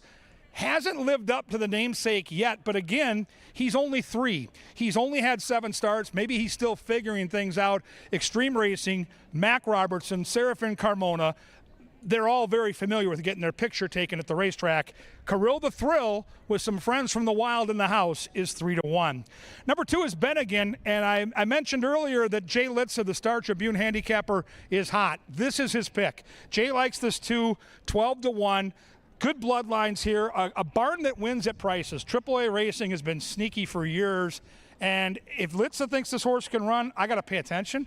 And so I'll mix that horse into my super box. Number 3 is Burn Boss. De Silva gets the call here. 0 for 21 in this horse's career, but now they switch and they go from turf to dirt. And this horse has seasoning. This is a race at 7 furlongs, so maybe that seasoning will kick in the later stages. Number 4 is West Dakota. Chad Lindsay gets the call here. Cat Bedford's got the 3 and the 4. This horse has a touch of stalking speed, also goes turf to dirt. Now we're to my top pick, Charmin. I'm bullish on this horse. It was my pick 5 single. I like the stalking speed. I like that the horse had trouble last time and should be all dressed up and ready to go tonight. Charmin looks like a horse sitting on a win. We're not going to get rich. It's 2-1. But like I said, that pick 5 is paying over $500 for an $80 bet. That's what we're cheering for here. Charmin, the nickel.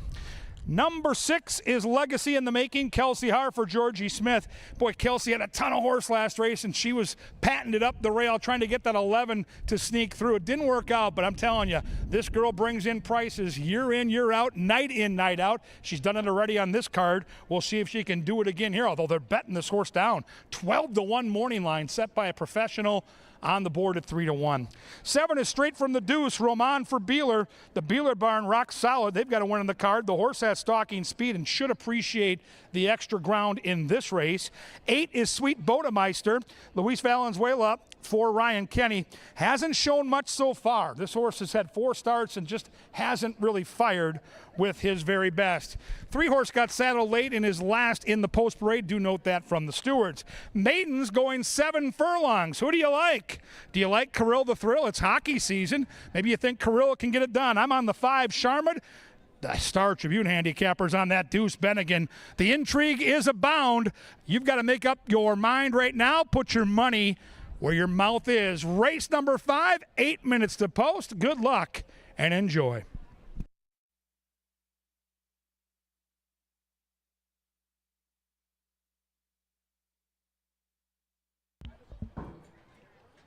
Ladies and gentlemen, stand by for a very special call to the post.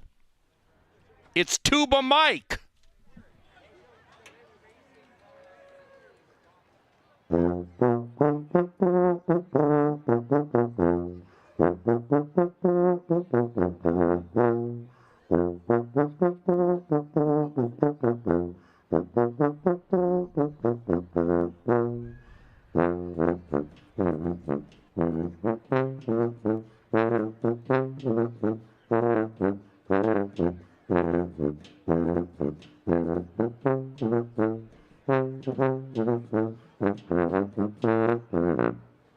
Hey, a round of applause for Tuba Mike. Let's go, my man. Now, Tuba Mike will be part of Oktoberfest as they walk onto the track here for race number 5. Oktoberfest is the next 2 Saturdays at Canterbury, courtesy of Summit. And Mike's band, Riverbend Dutchman, will be performing Saturday night on the Grandstand Apron stage. That's Saturday when we begin at 5.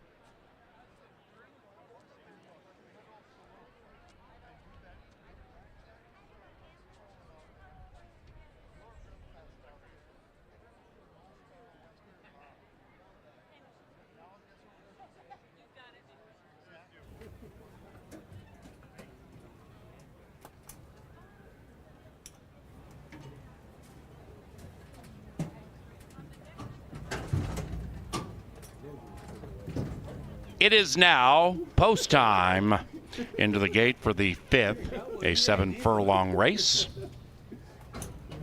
They begin on the southwest side of Canterbury by the Wild Horse Saloon. The 7-furlong races began just this season. Sweep Bodemeister last in line. And they're racing, and they broke into line.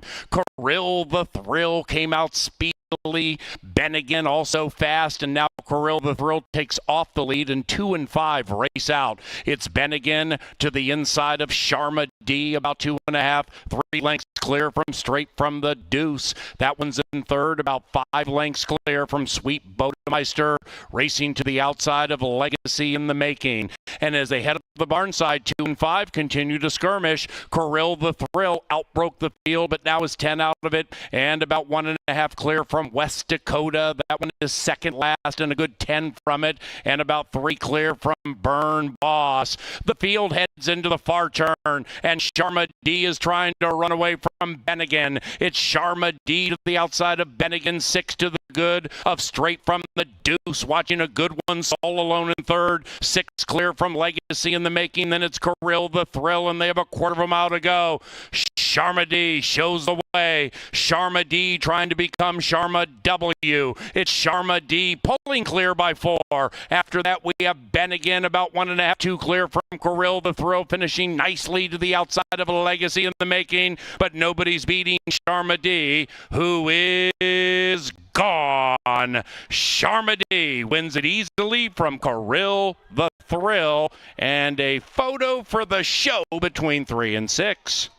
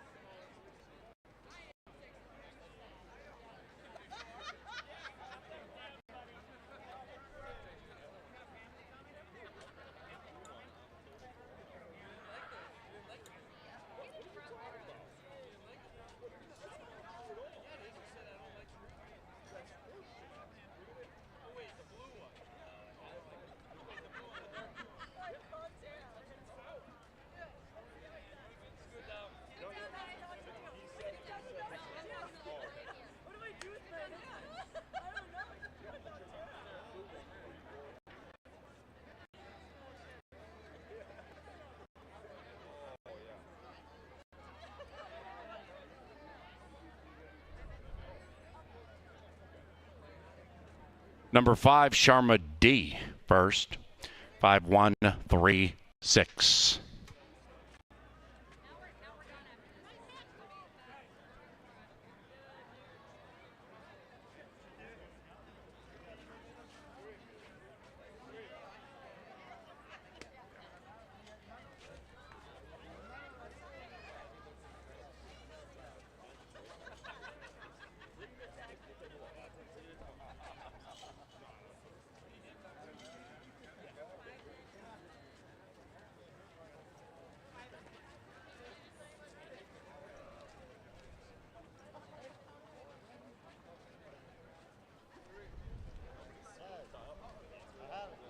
Into the winner's circle, Sharma D and Alfredo Barajas. The winning owners, Scott Pierce and Hidden Creek Farm, and the winning trainer and leader of the Thumbs Up Gang, it is Miguel Angel Silva. 5th race official.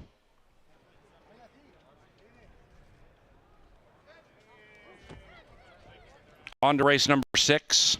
John Deere Dirt Fast. Scratch numbers 1 and 7. Number 3, Diamond D, is now ridden by Eduardo Gallardo. Number 4, Snow Flurry, is now ridden by Roberto Morales. And number 13, I Came to Shame, picked up by Fausto da Silva.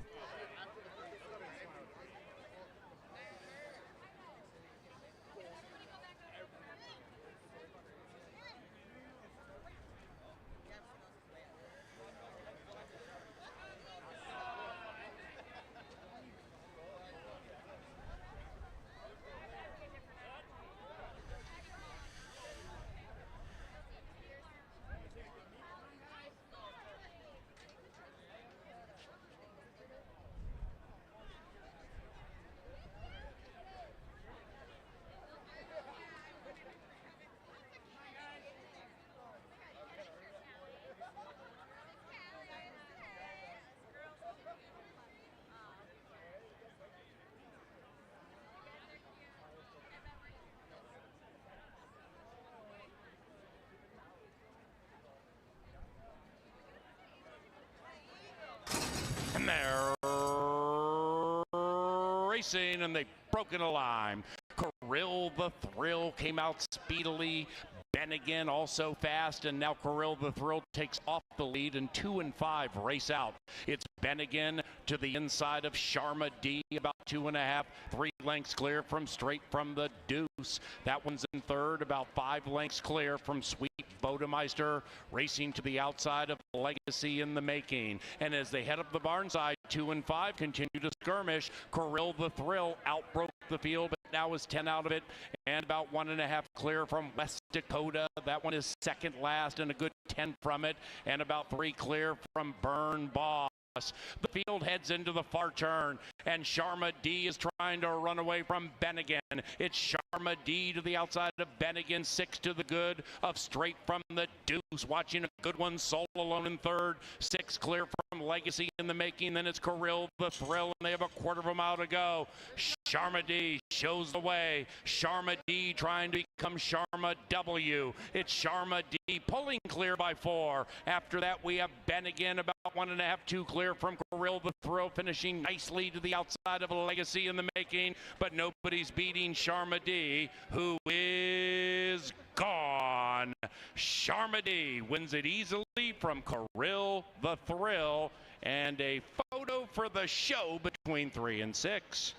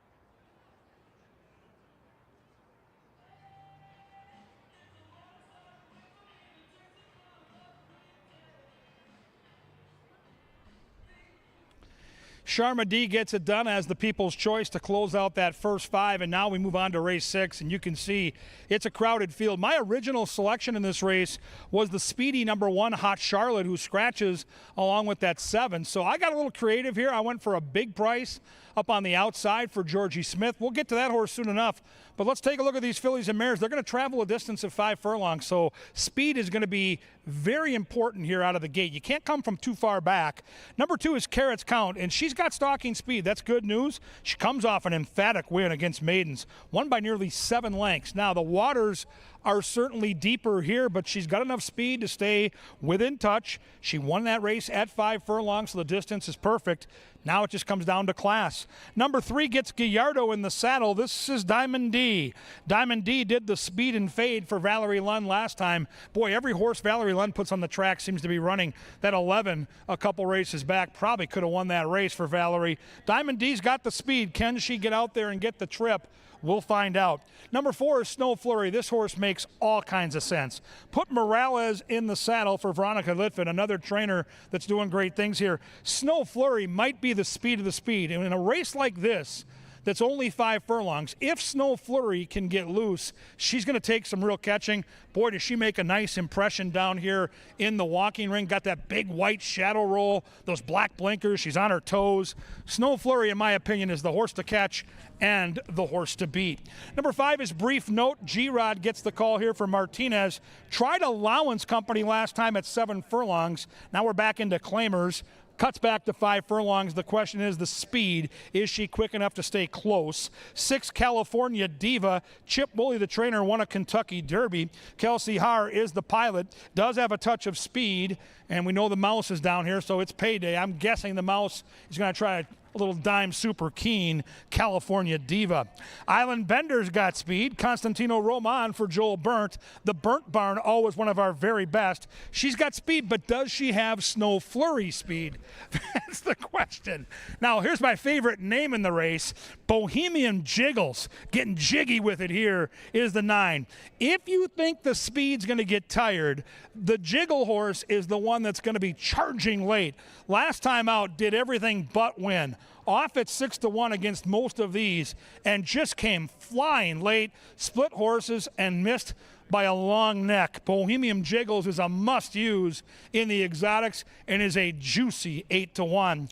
10 is Sassy Mama. Luis Valenzuela for Troy Bethke. The Bethke barn's been popping at prices. The horse has stalking speed and an attack post.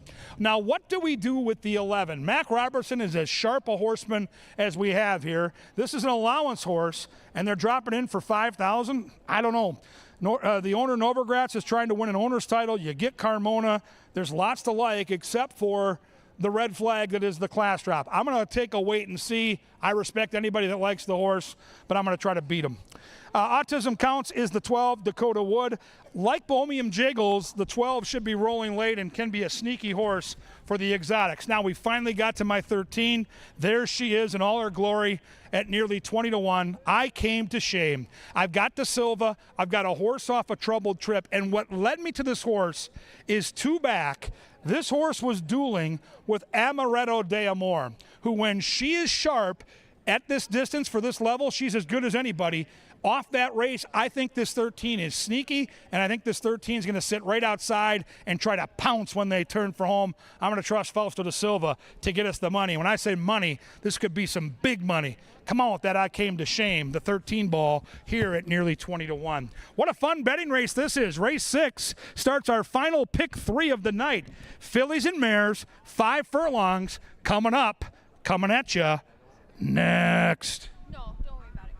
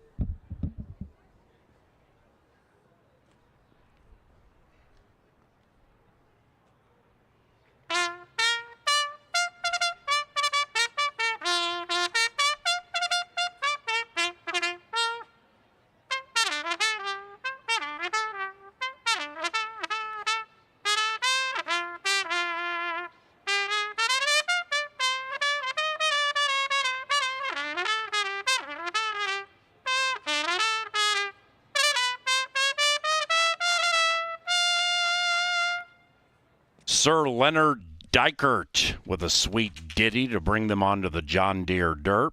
Scratch numbers 1 and 7. Number 3, Diamond D, is picked up by Gallardo. Number 4, Snow Flurry, ridden by Morales. And number 13, I Came to Shame, ridden by De Silva. 5 minutes.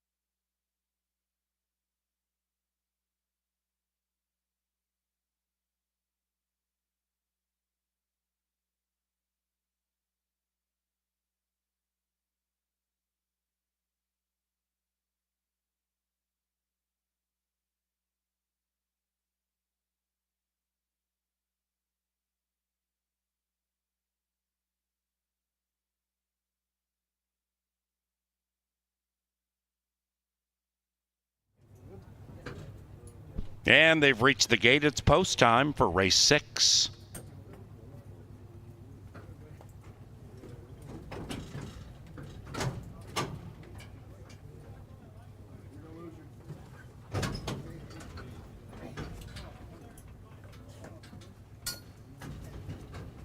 Moving in. Scream Machine, 2.5 to 1. That's your win wagering favorite. Here comes Scream Machine. Autism counts, and I came to shame.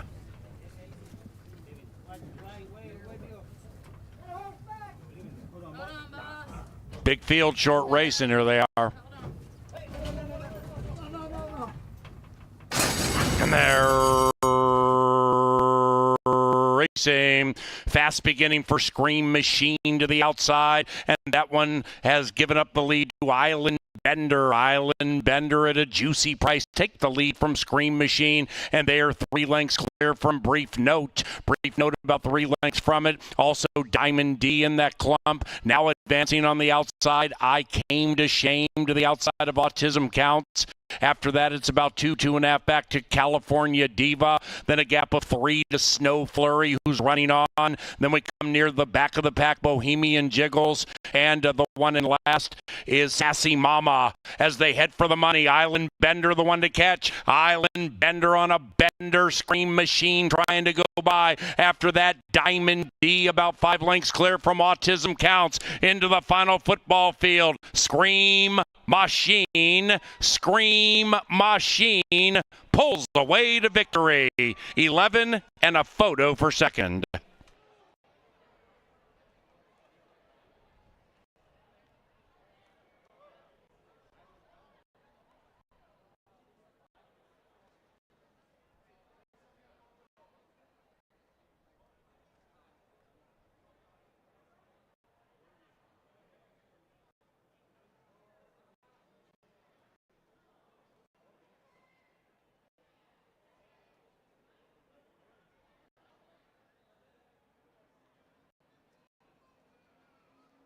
Number 11, Scream Machine, ran first. Photography required for the rest.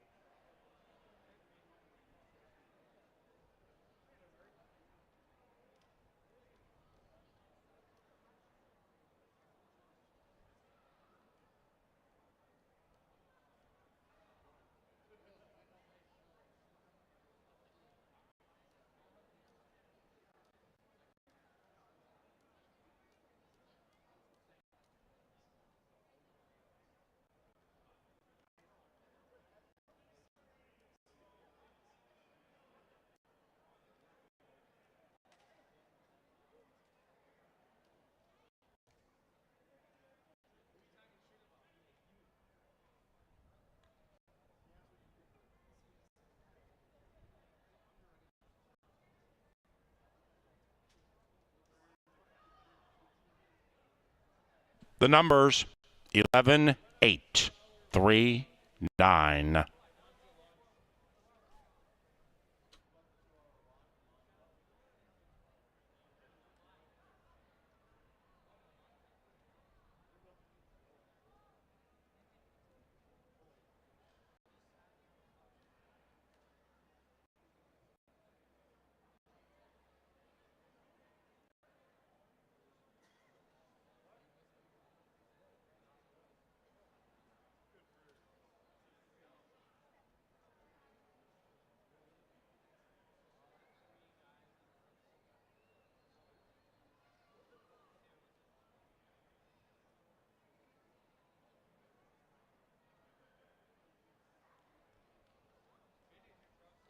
Official.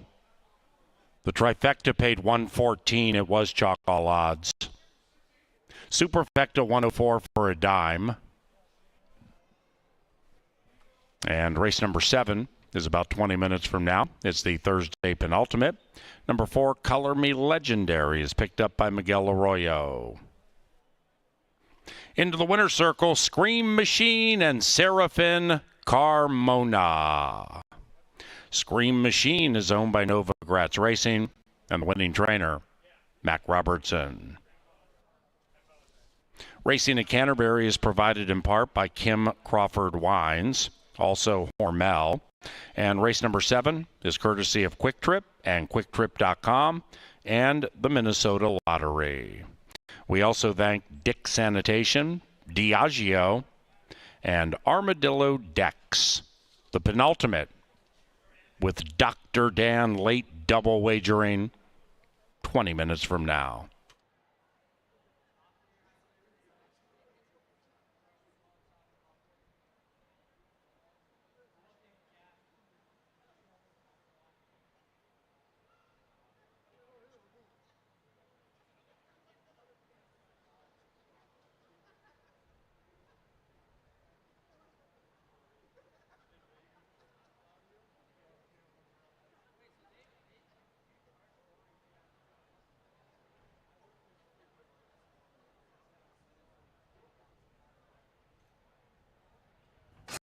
And they're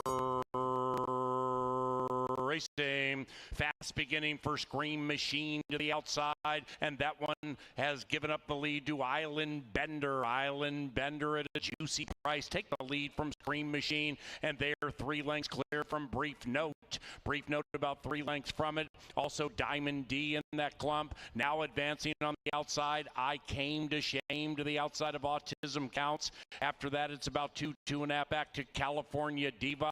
Then a gap of 3 to Snow Flurry, who's running on. Then we come near the back of the pack, Bohemian Jiggles. And the one in last is Sassy Mama as they head for the money. Island Bender, the one to catch. Island Bender on a Bender. Scream Machine trying to go by. After that, Diamond D about 5 lengths clear from Autism Counts. Into the final football field. Scream Machine pulls away to victory. 11 and a photo for second.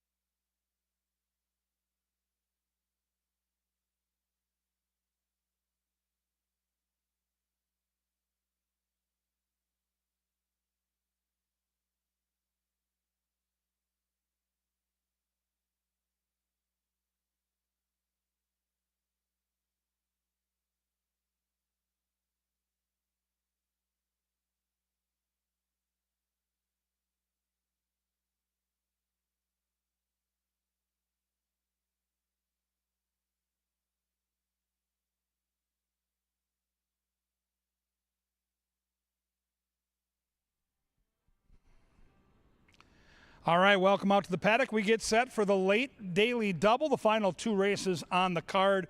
Sadly, we're down to 4 race days left in the meeting here at Canterbury. We come back this Saturday. I've handicapped the card. It is fantastic. We have a 5 o'clock post. The weather looks really, really good. So come out Saturday, 5 o'clock. And then next week, we go Wednesday, Thursday, Saturday to close the show. What you need to do in the meantime is head to CanterburyPark.com. You can find the schedule there, and more importantly, you can find great deals on your tickets. Soak up the end of summer with 4 race days after tonight. Let's send you out a winner tonight with that late daily double. 7 furlongs is the bill of fare here. This is Allowance Company with an attractive purse of $30,000. And we'll start with number 1.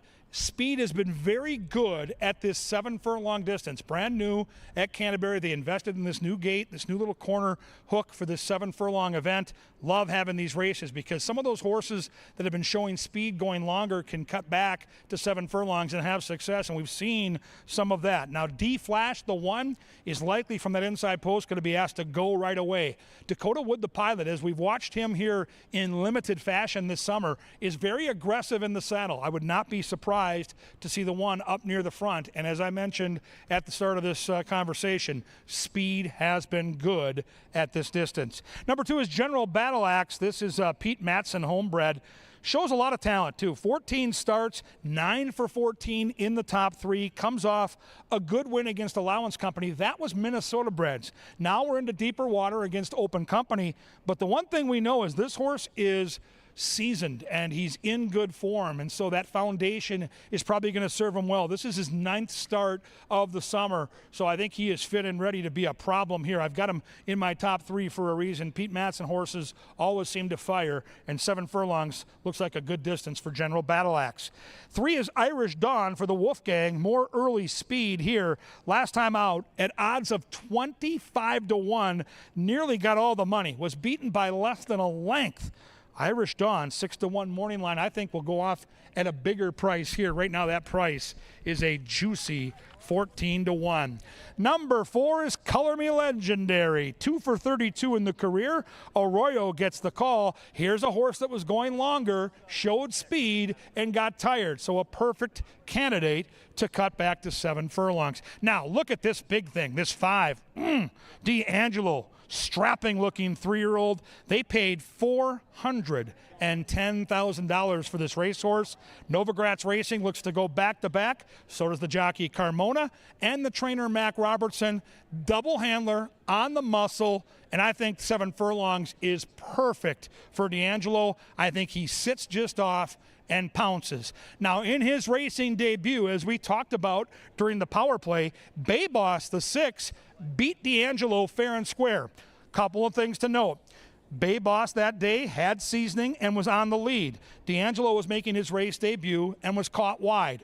We'll see if D'Angelo can turn the tables, but if you're looking for a little value, you know already that the 6 Bay Boss, with that early speed at 7 furlongs, has defeated D'Angelo. That's the race within the race, a budding rivalry with the 5 and the 6. 7 is Frosty View, Luis Valenzuela for Joel Burnt. This is a stakes dropper who tried the Minnesota Derby last time, and Street Warrior was victorious. That was way back on August the 10th. So a little bit of a freshening, outside tracking speed, good-looking horse for a solid trainer in Joel Burnt, and you get a nice price, too, at 6-1. Fun race to handicap the late daily double into a maiden race on the back end. Who do you like? Time to get those bets in. The late double, 7 furlongs, race 7 is all coming up very, very soon. Right now, though, the horses are going to head down the tunnel. Soon they're going to greet the best bugler in the business, Sir Leonard Dykert, with the call to the post.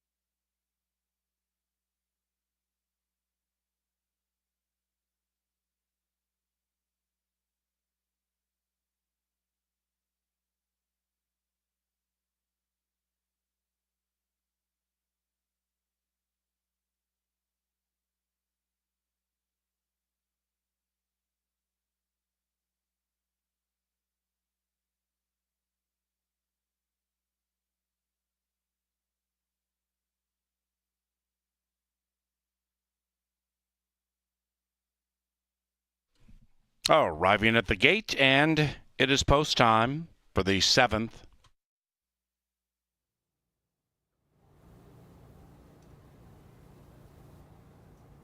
Much appreciated, Doc.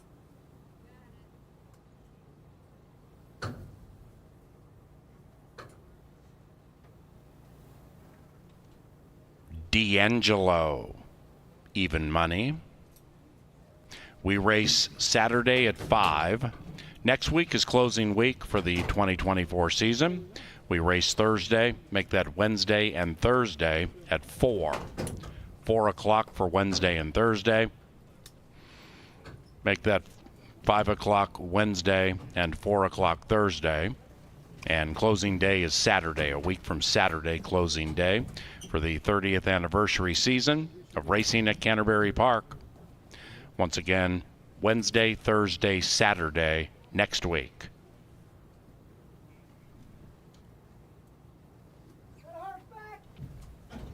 Frosty View, last in line. And they're racing. D Flash flashes really good speed to the inside. Likewise for Frosty View, and the bookenders are fast. D'Angelo's between them. The favorite is Close Handy, just a half from the front, and about 3.5 clear from Color Me Legendary. Make it 5 now as the top 3 tear away from the rest of the field. Bay Boss is 10 lengths from it, about 2.5 clear from General Battle Axe, and Irish Dawn can see them all. Up the barn side they go in the penultimate, and D Flash pulls clear by 2. D'Angelo lays second to the inside of Frosty View, and they're now 8 lengths clear from Bay Boss, who's rolling in to the outside of Color Me Legendary. Then it's way back to General Battle Axe, and Irish Dawn still is last, and D Flash still is first. D Flash shoved on rigorously and still holding on to that lead. D'Angelo's attempting to win 2 in a row right behind the leader, but 2.5 in arrears. After that is Frosty View. Bay Boss continues to run on diligently, and now they head for home with 2:50 to travel. D Flash, D'Angelo, D'Angelo, and D Flash. They're running away from Bay Boss. Then it's Irish Dawn late. Up goes D'Angelo with a winning move, and D'Angelo has won 2 in a row. 5-6-1 in race 7.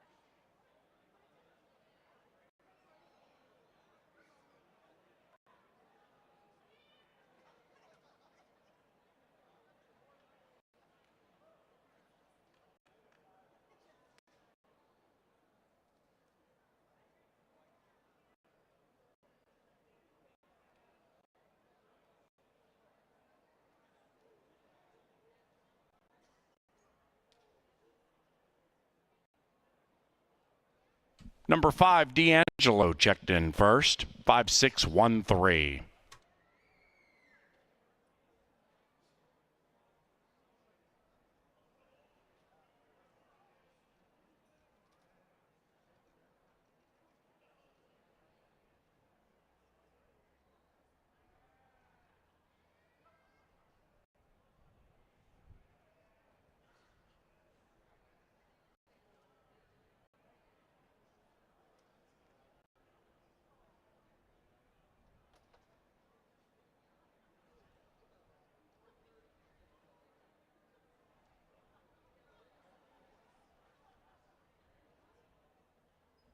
Official.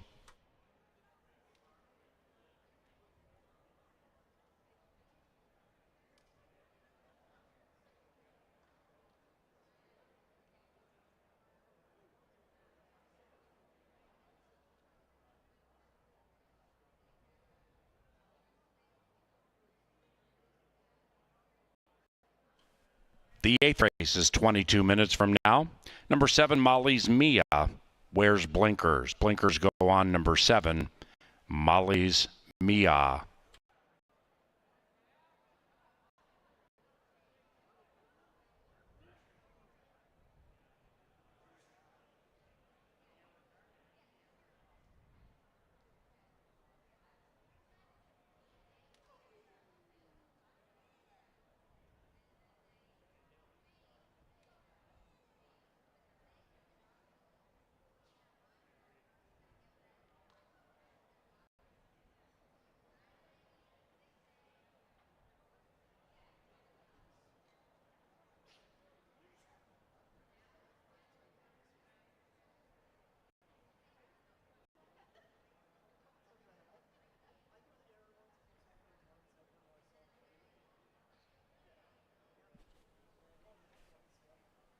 D'Angelo has won the George Pickens.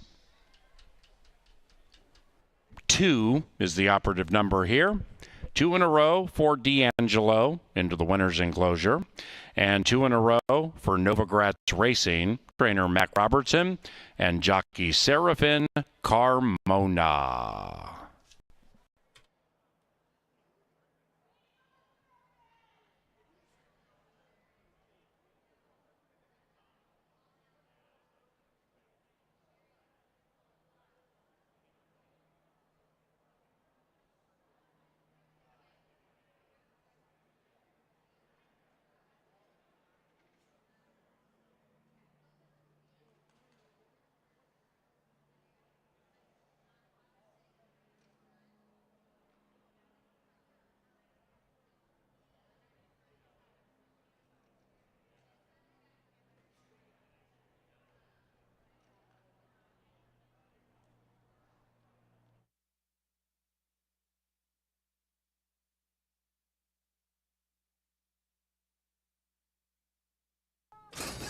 And they're racing. D Flash flashes really good speed to the inside. Likewise for Frosty View, and the bookenders are fast. D'Angelo's between them. The favorite is Close Handy, just a half from the front. And about 3.5 clear from Color Me Legendary. Make it 5 now as the top 3 tear away from the rest of the field. Bay Boss is 10 lengths from it, about 2.5 clear from General Battle Axe, and Irish Dawn can see them all. Up the barn side they go in the penultimate, and D Flash pulls clear by 2. D'Angelo lays second to the inside of Frosty View, and they're now 8 lengths clear from Bay Boss, who's rolling in to the outside of Color Me Legendary. Then it's way back to General Battle Axe, and Irish On still is last, and D Flash still is first. D Flash shoved on rigorously and still holding on to that lead.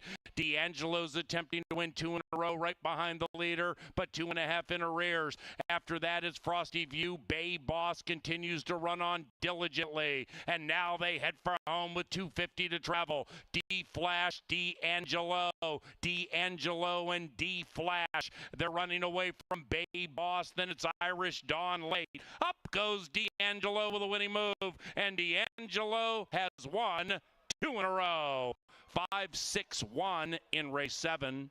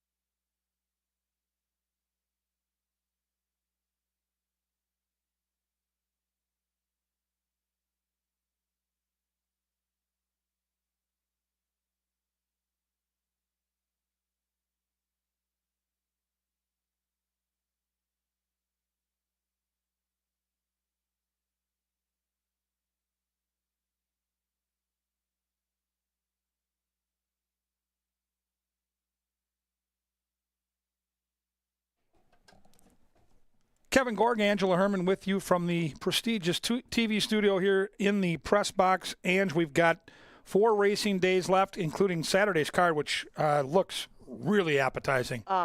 Yes, and that's what we've been kind of alluding to before the races. These last 4 days of the season, especially the last couple when we start a little bit earlier, but starting with Saturday, I mean, really loaded up with some nice fields, some oversubscribed fields, and some horses that are looking for spots before they leave here.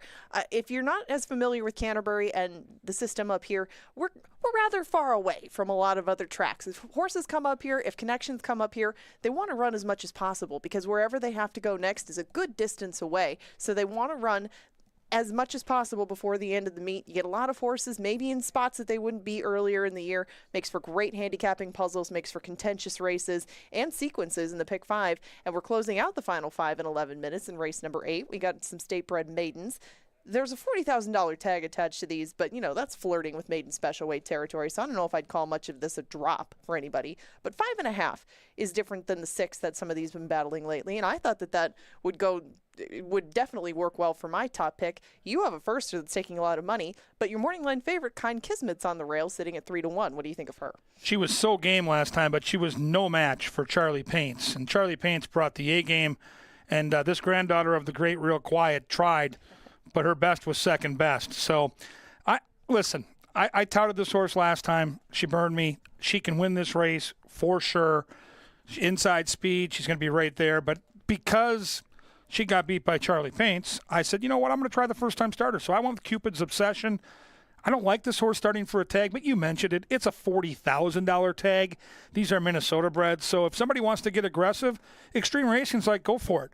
We got good workouts. We got a full to Cupid's Crush. We got Mac. We got Eddie G. I think we got a good one here. And we'll see. If the horse goes off at 3-5, she's live. If she goes off at 5-2, I can't play her, and then maybe your horse, Midnight Joy, becomes the play. Well, I want to just point out your Mac angle right now because there was one person leading Cupid's Obsession around, and if they show her again, there are 2 with Midnight Joy. Just throwing that out there. Food for thought for you. Yes. They ran out of handlers. As far as Cupid's Obsession, both you and Paul picked her. She's got 15 works leading up to this. Oof. And I was looking at some of the gate works. She worked with her older sibling, check cashing Connie. She did work with Sky Kid. That's flattering. Sky Kid ran well. But there's a lot of gaps in there, too. And Mac is 9 for 71 with older first-time starters, 6 for 32 at Canterbury, 2 for 6 with maiden claimers. I get some of the angles with her. I don't get the price necessarily unless she's a slam dunk. I took Midnight Joy because she did get outworked by Cupid's Obsession, I believe, but Midnight Joy is never much of a workhorse. You go back to her Cody Rosine days, this filly just hasn't really done much in the morning at any point in her career. But in the afternoon, she's shown plenty of speed, and she's had mostly inside posts. I think being outside of Cupid's Obsession and Kind Kismet are going to work to her advantage in here, and I thought that she would be a better price than her stablemate. I would take 9-2. I don't think I'll get 9-2, but with some horses towards the outside, we'll go through them quickly. There's some speed with Emery and Avery. Chuck's Every Wish to Becoming Late. Molly's Mia gets blinkers on, and we have a first-timer in Collada. Now, if we're each going to take a Mac horse and we're going to play an Exacta or a Try, which one of these do you want to key in on underneath? Because you can't use all Chuck. Which of these prices do you incorporate? Yeah, the inside 3 are going to offer no value whatsoever. So for me, it's probably the 5. Okay. It's a horse that's flash speed, turf to dirt, a little bit of a class drop. Larry Donlin, Kelsey Hart. These are connections I trust, and I think we're going to get a fair price, 6-7 to 1. So for me, it's the 5 or the 7. How about you? I would definitely use Emery and Avery just because of the speed that she's shown. Like you said, you don't know what you're going to get from the first-time starters. I don't know with Kind Kismet from the rail if she breaks slow like she has a couple of times, how close she's going to be. I really like Midnight Joy in this spot, and I would definitely use Emery and Avery underneath. And I wanted to get a look at Collada on the track. So, she's another firster in here. Get a look at them both as they go on the track. We got 8 minutes until the last. Good luck, everybody. We'll see you on Saturday, 5 o'clock first post. Can't wait.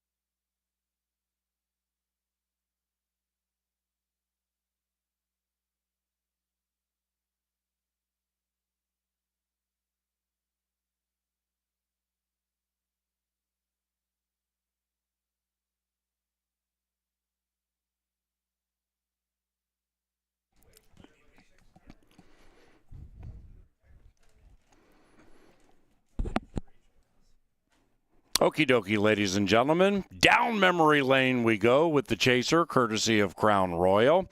Now, the Chaser is going to go way, way back in time. You see this horse, She's So Dazzling?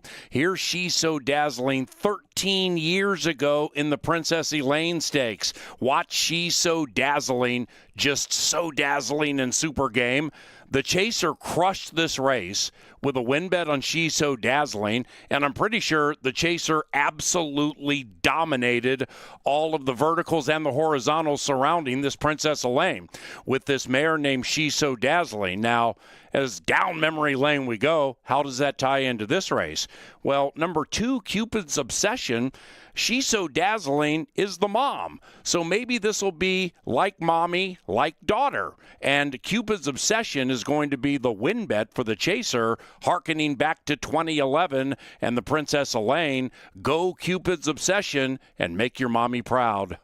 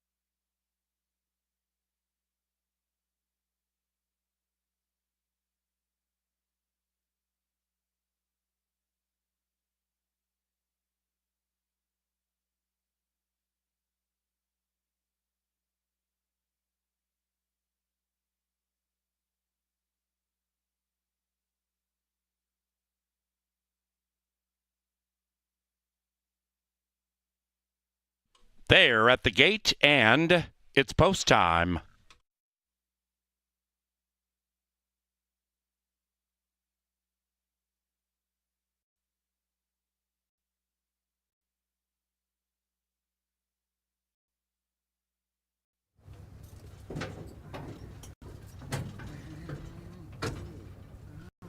Midnight Joy, 2-1 and currently favored.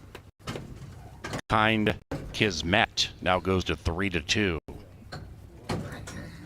Cooper's Obsession, 4-1. One out. Last one to load.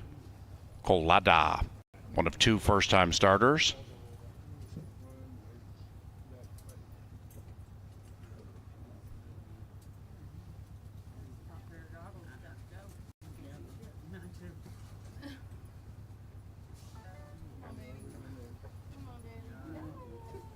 Colada edging forward with assistance.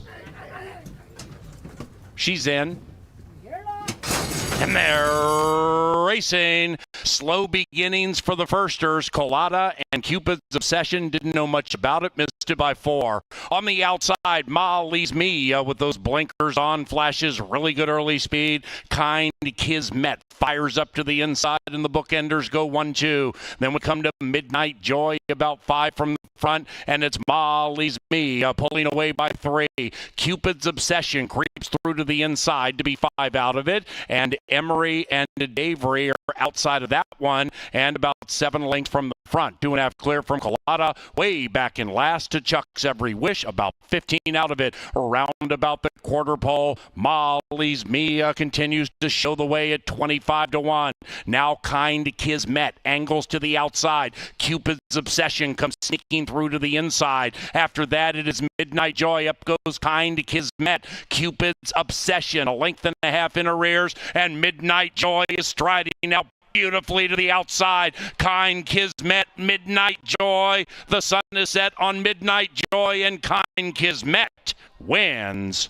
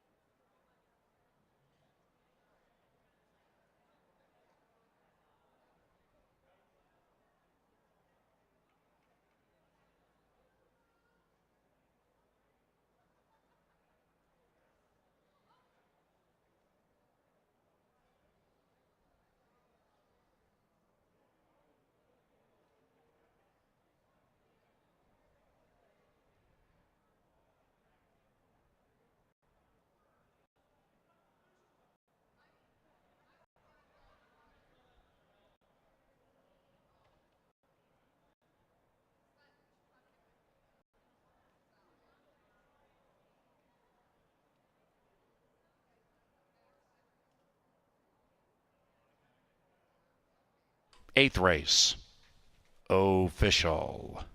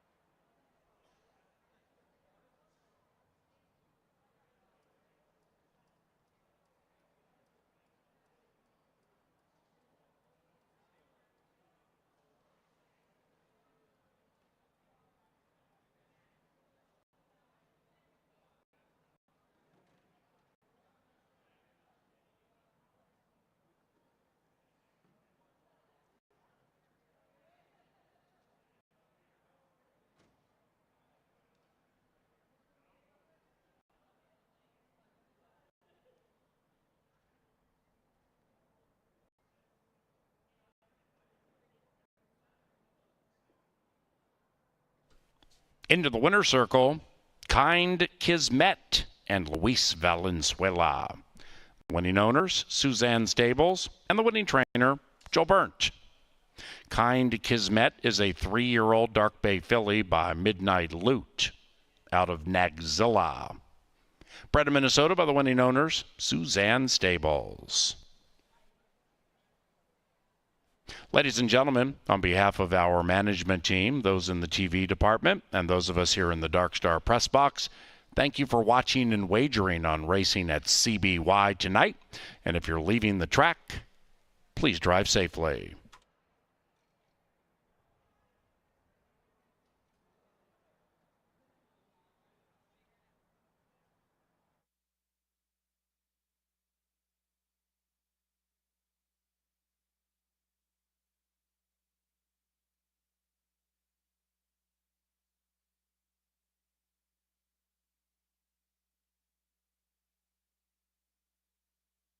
And they're racing. Slow beginnings for the firsters. Colada and Cupid's Obsession didn't know much about it. Missed it by 4. On the outside, Molly's Me with those blinkers on, flashes really good early speed. Kind Kismet fires up to the inside, and the bookenders go 1-2.